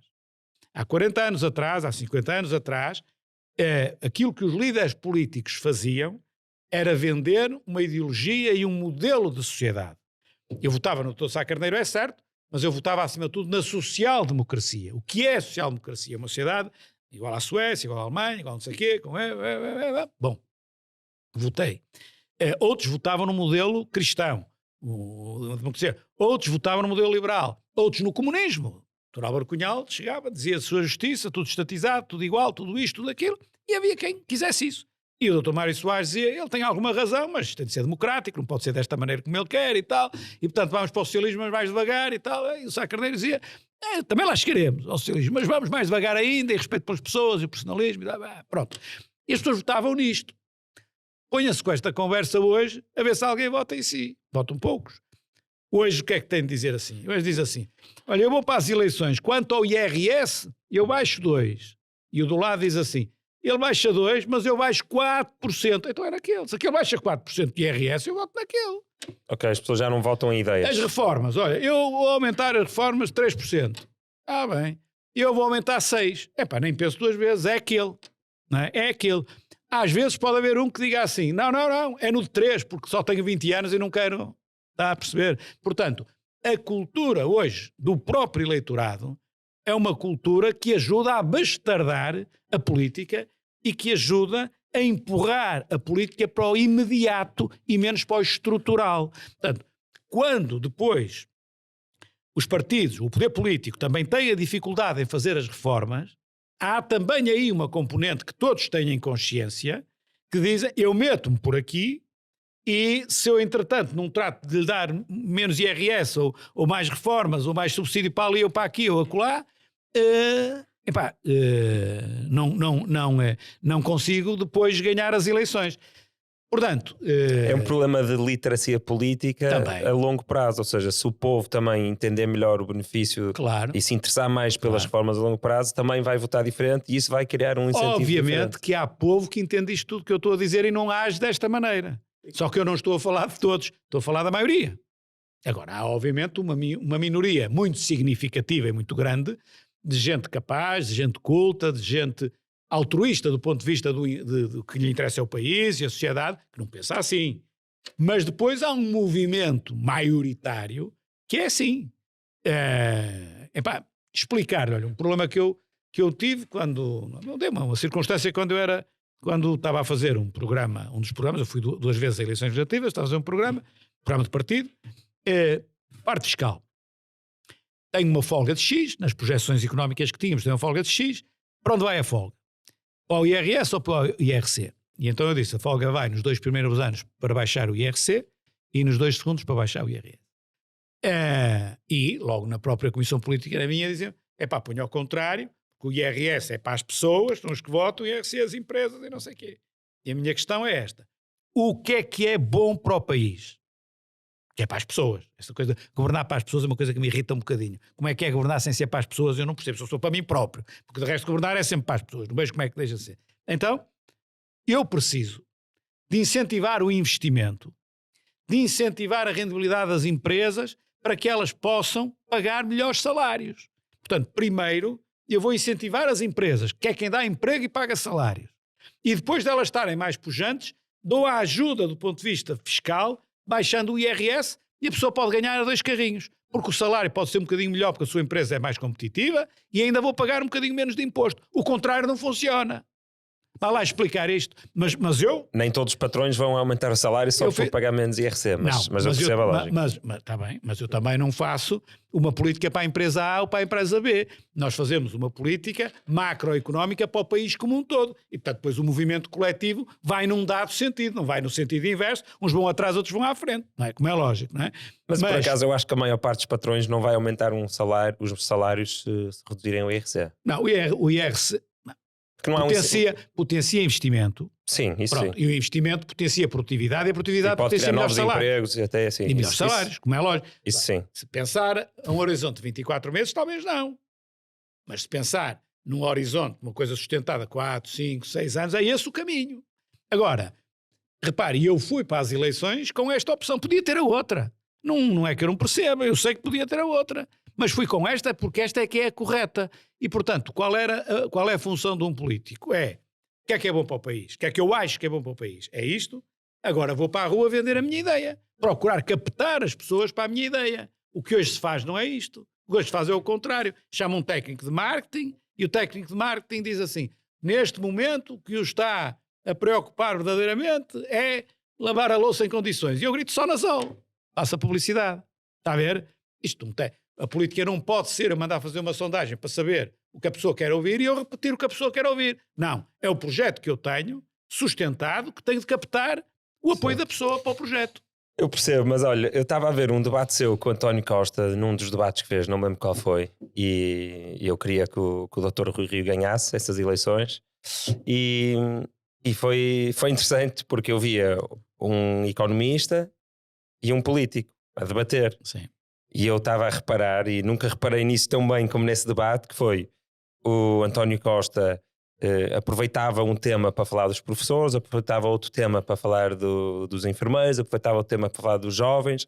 Ou seja, eu senti mesmo que o António Costa ganhou esse debate por muito, porque conseguiu agradar mais pessoas que estavam em casa. E o Dr. Rui Rio, eu gostei muito de o ouvir também, e as suas ideias para mim faziam todo sentido, mas eu sabia que para o povo não ia funcionar tão bem. E por isso há um dilema moral, não é? Eu quero pôr as minhas ideias em prática, então se calhar para isso vou ter que fazer um bocadinho nada deste jogo, de dizer os nomes das categorias da sociedade. Não, vamos lá ver uma coisa, eu também estou... Mas eu admiro muito por não jogar muito esse jogo. Eu estou a dizer isto, mas também não vejo aqui um suicida que não percebe esse fenómeno e que faz tudo rigorosamente ao contrário. Não, eu sei que percebo. Como é lógico. Portanto, eu também faço isso às vezes, também fazia isso às vezes, só que nunca perdi a linha de rumo. Está a compreender? Posso ir ali, sei que aquele tema é mais popular, está a tocar mais nas pessoas, ele é mais frágil naquele tema, não é exatamente o mais importante, mas também é importante. Vou lá, atenção, também não... Sim. Senão tinha tido 10% ou 8%, ou é assim. Mas procuro nunca perder a linha de rumo. Ou seja, aquilo que as pessoas dizem, eu posso dar um passo atrás, mas é para depois dar 2 à frente. Não é dar um passo atrás para depois dar outro atrás, depois outro atrás e a dada altura fiquei aqui, não é nada. Não, posso dar um atrás para depois dar 2 à frente, não é? Como é que gostaria de ser lembrado? Quer deixar algum legado? Já pensou nisso? Eu acho, a percepção que eu tenho neste momento é apesar de ter passado pouco tempo, portanto eu saí da política em julho ainda fui deputado, saí em setembro de 22, portanto vai fazer 3 anos, ainda é há pouco tempo. Talvez também tudo aquilo que tem acontecido na política tem acelerado isso, mas aquilo que hoje pensam de mim é aquilo que eu gostaria que ficassem a pensar de mim. Não é exatamente aquilo que pensavam há 3 anos, e não, porque aí havia essa questão de não faz bem oposição, é frouxo, quer ser não sei o que do PS, para tudo isso que é insultuoso, mas que se tem de desculpar por força digamos assim, olha, para dizer então a terceira, por força da estupidez. Pronto, vamos até dizer, não há 2 sem 3, dizer pela terceira vez. Hoje, com o tempo passou, já é diferente, as pessoas já compreendem que tudo aquilo tinha uma racionalidade, tinha uma maneira de ser, que era convergente com aquilo que eu tinha feito enquanto deputado, que era convergente com o que eu fiz enquanto Presidente da Câmara, que era coerente com toda a minha linha e, portanto, acho que olham para mim como uma pessoa coerente, com coragem, que se é para fazer, se vai para lá vai fazer, não vai fingir que faz, e pronto, e que procura ter uma postura séria, não é do ponto de vista material, porque do ponto de vista material acho que quase todos, a maior parte é séria, não anda aí a roubar e meter dinheiro, não, a meter a mão na gaveta, mas do ponto de vista imaterial, do ponto de vista intelectual, que é sério, no sentido que é genuíno, diz o que pensa, não é manhoso, não é? Muito obrigado, foi um privilégio e uma aula de história também, e queria também agradecer-lhe que eu acredito em si, não é? Há políticos que são muito bons a parecerem sérios, a parecerem corretos, e às vezes não são, mas eu queria lhe dizer que eu acredito em si, eu acredito mesmo que o Dr. Rui Rio é uma pessoa com boas intenções e muita inteligência, e que realmente serviu bem o nosso país, e se calhar daqui a uns anitos também se candidata a Presidente da República, vamos lá ver. Não me parece. Até 10 anitos. Mas muito obrigado por isso também e por ter estado aqui. Muito obrigado, um prazer. Vocês não fujam já, se tiverem gostado, deixem um like, comentário, a subscrição, que ajuda tudo ao projeto. Se estiverem a sentir um bocadinho mais generosos, contemplem tornar-se mecenas. E por hoje é tudo. Muito obrigado, até à próxima. Muito obrigado. Espetáculo.